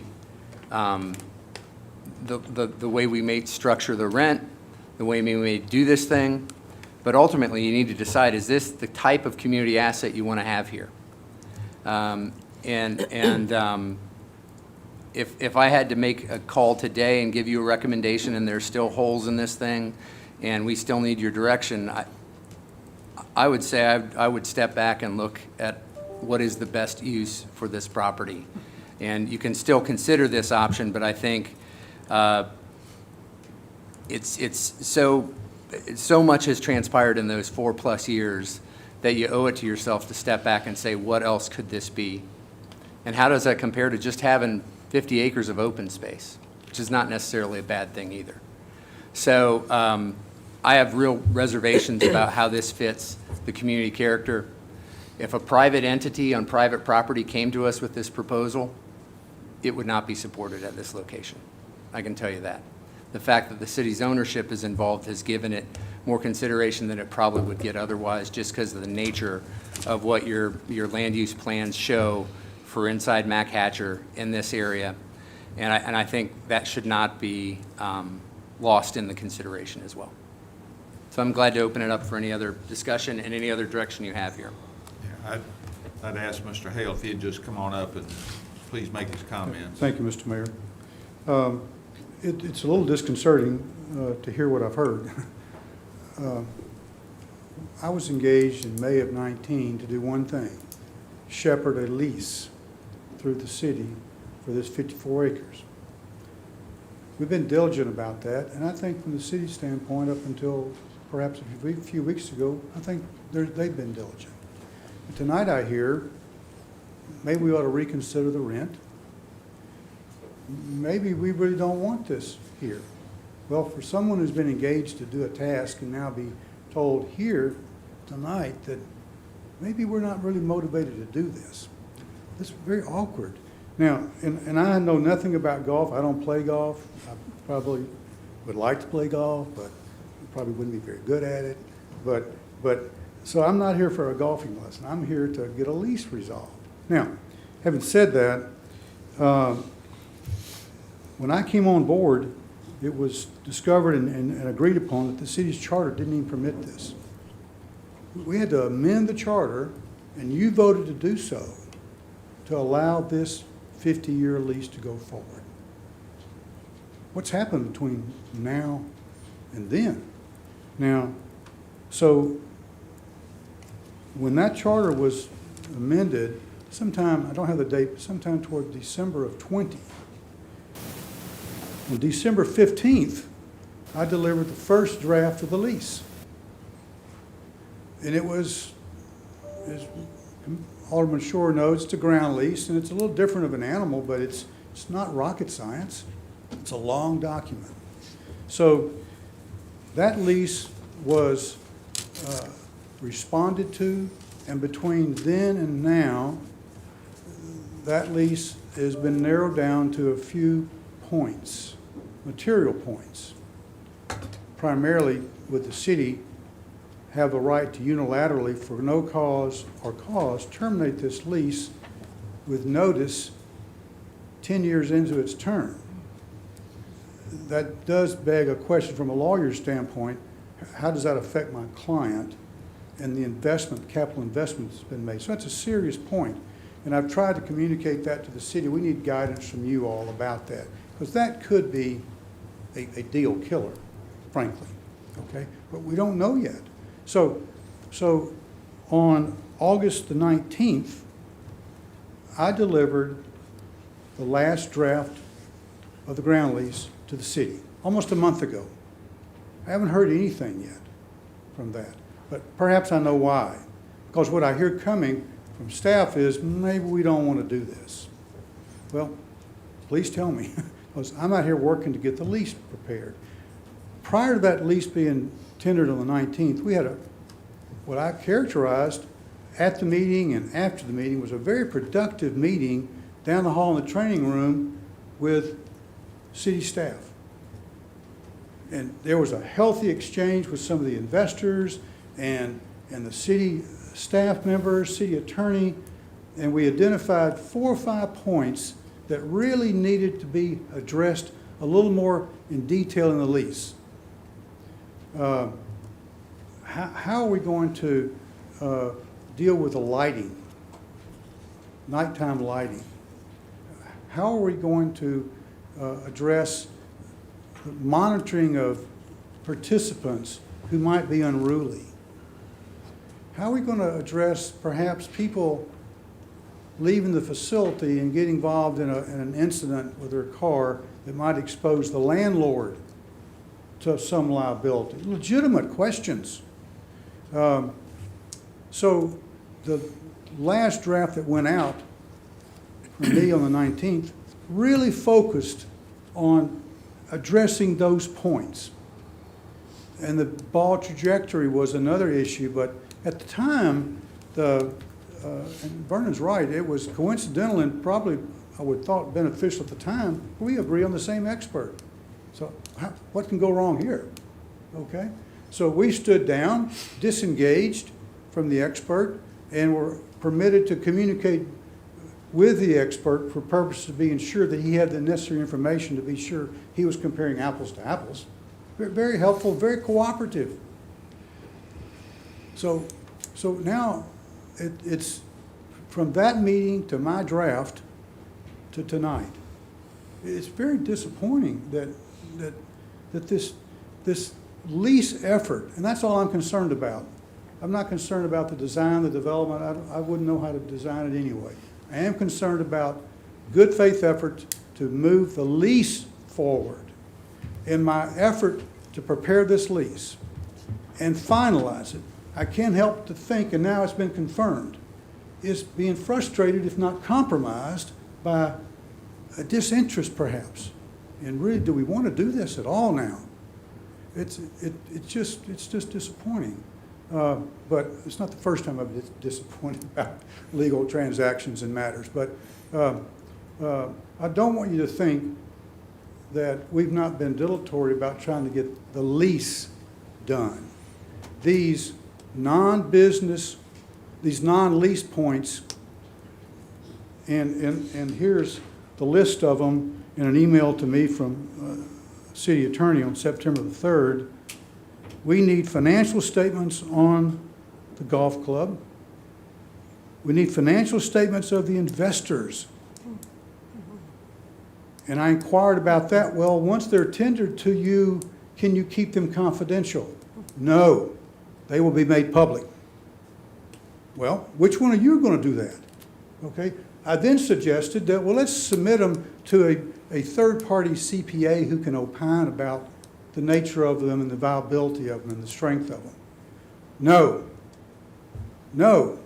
Well, that's a serious matter. We can't attract an investor unless he divulges his personal financial statement in a public forum to this body. What are the sources and uses of funds? Well, we're in about an $18 to $21 million financing package. Without agreeing to submit financial statements, all we've been able to do is submit a letter from a lending institution that's familiar with the golf club, who stands ready and speaks highly of the financial viability of the tenant. We need letters from Jack Nicklaus's company. Okay, we've done that. We need some communications between the Tennessee Golf Association and the foundation and a written commitment from the entity. Well, these are points that I would submit, Mr. Mayor, that are probably relevant to you deciding whether you want to lease this, use this tenant or not. But they're not lease points. They're deal points. They should be addressed outside the four corners of this lease agreement. You don't see a financial statement inside of a lease agreement. You know, those are things that are probably probative and you should consider when you weigh whether we want to lease to this tenant or not. But we have a bigger issue. Do we even want the use? Do we want the use on this property? So I want to say this. I've been for you many years and I've always, and know many of you, and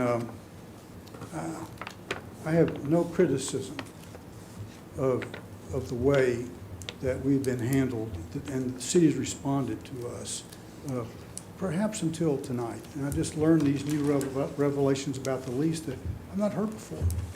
So, thank you, Mr. Mayor. Okay, Board. Let me just say, everything we shared with you when we met. And we have asked for those because they may be deal points, but why enter a lease if you haven't understood the deal? And that's what we need to do. And there's no point in trying to work through a lease without understanding the fundamentals of what you're entering into and trying to assess the viability of it. That's what we're trying to do. And so, yeah, I'm sorry that is disappointing to you, but that has to be understood. Or it's not an exercise just about a lease. It's about a 50-year partnership. And that's what we're trying to, it's a little broader than just a lease, the four corners of a lease. So I think that's where we're coming from. I understand, but you knew in May of 19 the scope of this project. You knew when the charter was amended, the scope of this project. No, we didn't. You had no idea. We didn't know what the height of the netting was until about a week ago. That's pretty important. Well, And we didn't have a business plan until about a week ago. That's pretty important. And even then, I don't have much understanding about how you're going to make it work. Well, I know. So, I mean, if we don't know those fundamental answers, it's a waste of our time You to knew the scope of the negotiate a lease. project in May. No. Because I knew when I No. drafted the lease what it involved. Now, the netting wasn't addressed because the expert had just been identified recently and you just received the report. And we've just seen it in the last few days.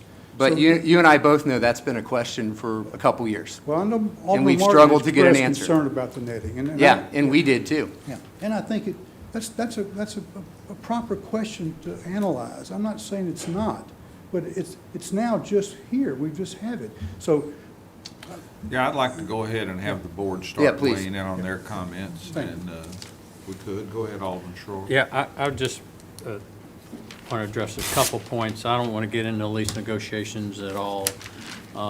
We had an opportunity to look at some things, but I will say from having a background in leasing space, ground leases and commercial spaces, that financial statements and sources and uses of funds and the actual operating budgets that are in detail are critical for a landlord to make a decision, do we want to lease to this entity? Critical. And The other issue that I see in this is right now, we're dealing with a single entity LLC.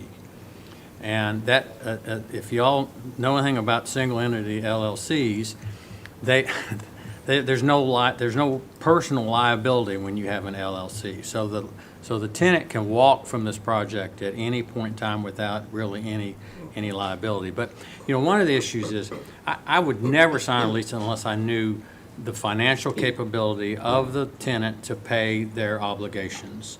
And you have to have that. And you know, Doug, I hate to say, unfortunately, it has to be made public because you're dealing with a public entity. I mean, if you don't want to give it, then don't work with us. But we can't get around that. And I've had that issue many times. I've been in public service for 28 years, and I've had these issues countless times. And I just say, well, if you don't want to deliver the information, go someplace else. And that's where we are on this. I would never recommend a lease without having a complete understanding of the operations, how they're going to make money, how they're going to pay not only me, but the debt service, and who's behind it, and what their financial capability is. And without that, I would never even, we won't even issue a lease in my business until I see the financial statements. The financial statements come first, the operations come next. Then if we're satisfied with that, then we will issue a lease. In this case, it's back asswards, and we're never even going to see financial statements. I would never recommend to anybody to sign a lease without seeing complete financial statements of who the tenant is, period. Alderman Martin. Well, this is absolutely not personal, because the ones of you that I know that are for this golf course are very dear to me. But I do want you to know that this is not what we approved. I was never for the 50-year lease to start with. I think that was a mistake, because we don't ever know what's going to happen. 50 years is a long time. What we approved, and did not know one thing about it until I met with you all, Todd, and you showed me your plan, and you know, I was sort of speechless. It's not at all what we had agreed on. It was an extension of the golf course. Nothing could be less intrusive than a lovely golf course out there. But that's not what it turned out to be. And it's turned out to be a huge development that is commercial. It is with a big building in a part of town that we are trying to keep the density low. A golf course would have been that, but this is not just a golf course. It is a commercial use in it's not residential yet, but there may be homes out there. And I want you to understand that we changed because the plan changed. It had nothing to do with me, with the lease. I don't know anything about a lease or the finances end of it. But the approval of it from this board was for a golf course. And that's not what this is. It is a teaching, utilitarian, commercial, recreational venue. Mayor, I assume we're gonna go around the room. My first comment is this: we've worked on this, and they've worked on this for quite some time.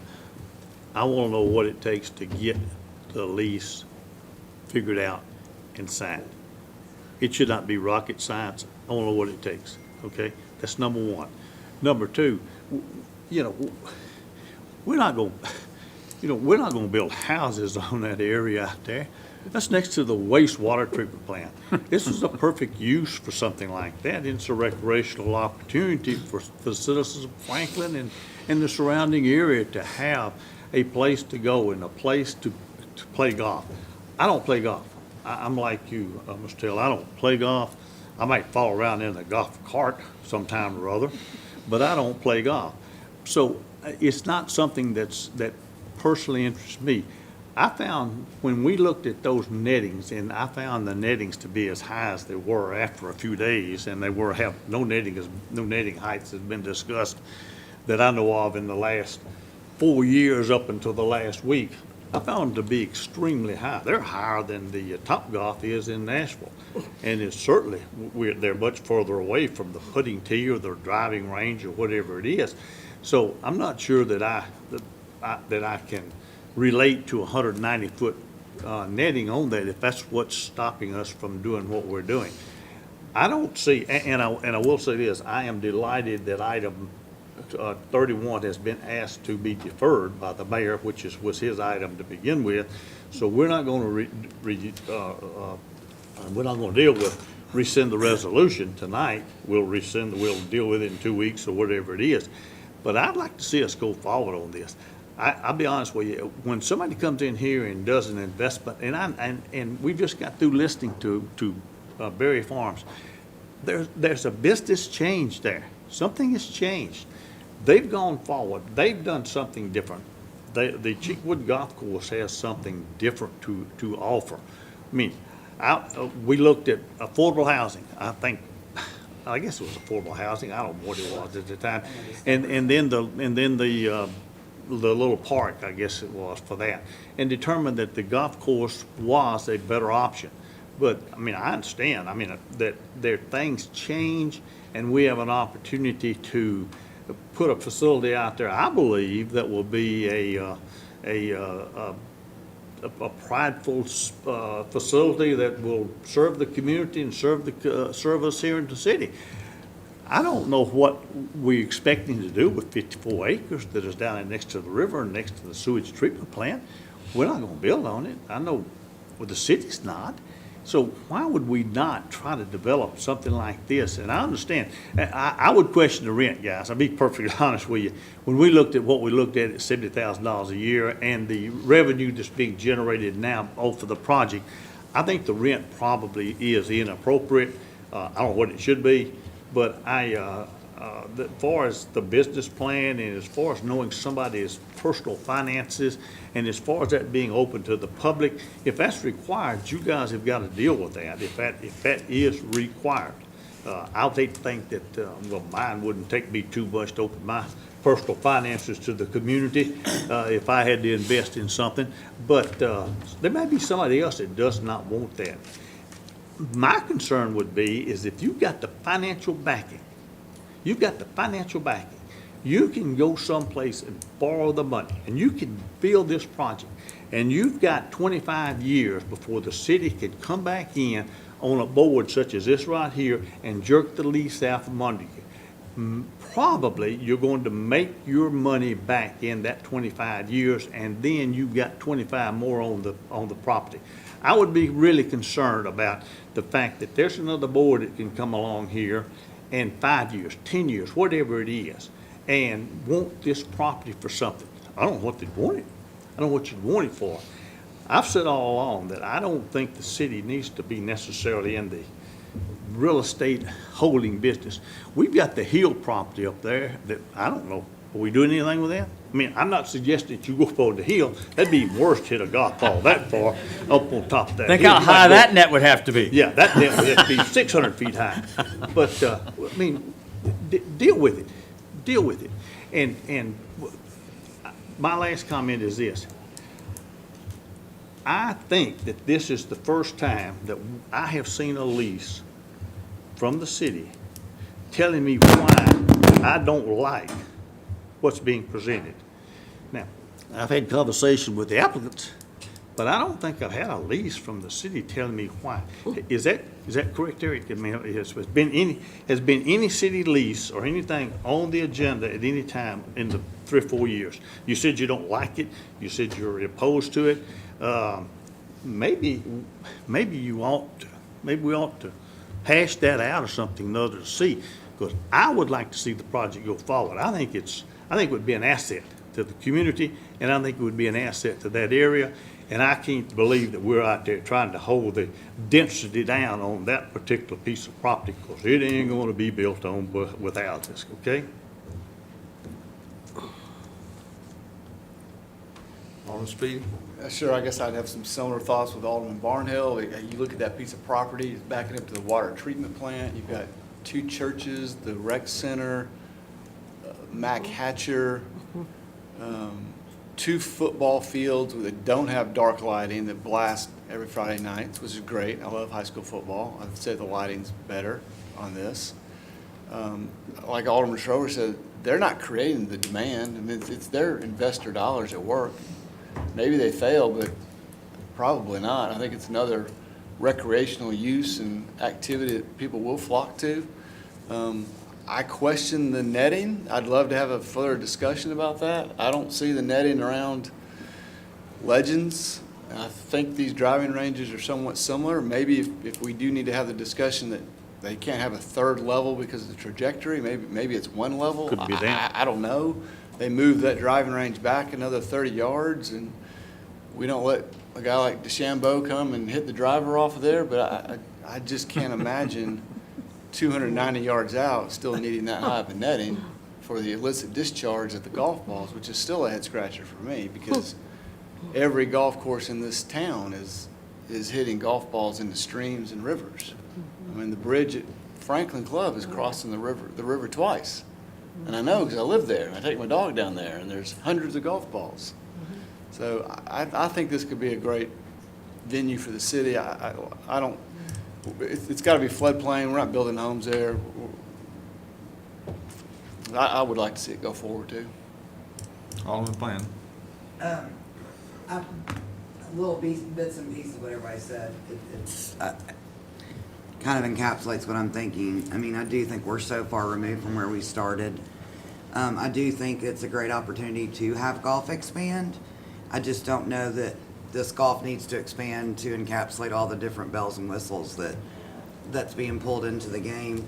A couple things that came up to me when we talk about the 50-year lease, and I could be wrong. I think part of that was also initiated because of the Hill property.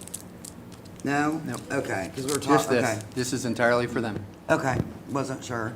And I will say, we have had one successful lease in my tenure, and that was when we did the 5 Points Post Office and Bank deal.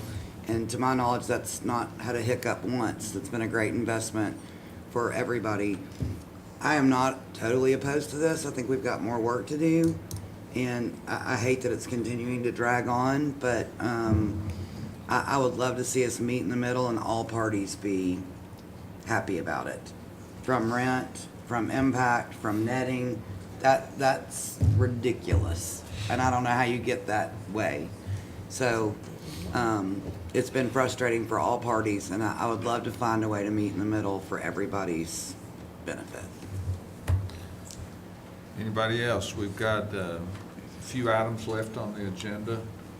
Okay, we'll go to item 32, which is ordinance 2021-40, an ordinance to amend the City of Franklin Municipal Code Appendix A, comprehensive fees, penalties, Chapter 18, water and sewers, for the purpose of updating water, sanitary sewer, and reclaimed water user fee for 22 and 23. We've had some presentations on this. Do you need to hear more about it, or if you feel comfortable moving forward at the voting session tonight? Okay, item 33 is a resolution to update the city's policy on water and sanitary sewer availability.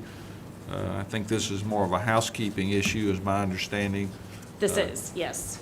We so- just, there was a resolution in 2015 that required annexation for all availabilities that were approved outside the city limits. This is a resolution that's rescinding that, still with the same requirements, but allowing the city administrator to enter into those agreements without having to go through the resolution process to allow him. So we're trying to make it a little bit easier. It's gonna get so much shorter. I know it is. It'll streamline it. You'll give the direction once instead of twice. Okay. And then we'll proceed with it, and we'll just report them as items on behalf. And items 34 through 37 have to do with rejecting all the proposals for firefighter annual physical exams and going back out for a competitive bidding process, and so on and so forth. And any questions about that? We're just kind of starting over again because, was that a good explanation there, Glenn? Very good, sir. And by the way, Good answer. Chief, come back and at least say something about this before I adjourn the meeting. Well, that's just a little token of our appreciation for all your service and support of the Franklin Fire Department. We've been trying to have a 200th year celebration for 2 years now, and it keeps getting canceled. So we just took our best shot, so we're hand delivering these 200th anniversary gift bags to all of our personnel, plus the city leadership and our elected board, mayor, and aldermen. So thank you for your support. If I may, I want to congratulate Chief and all of his people who went down to help in Louisiana and slept on the floor.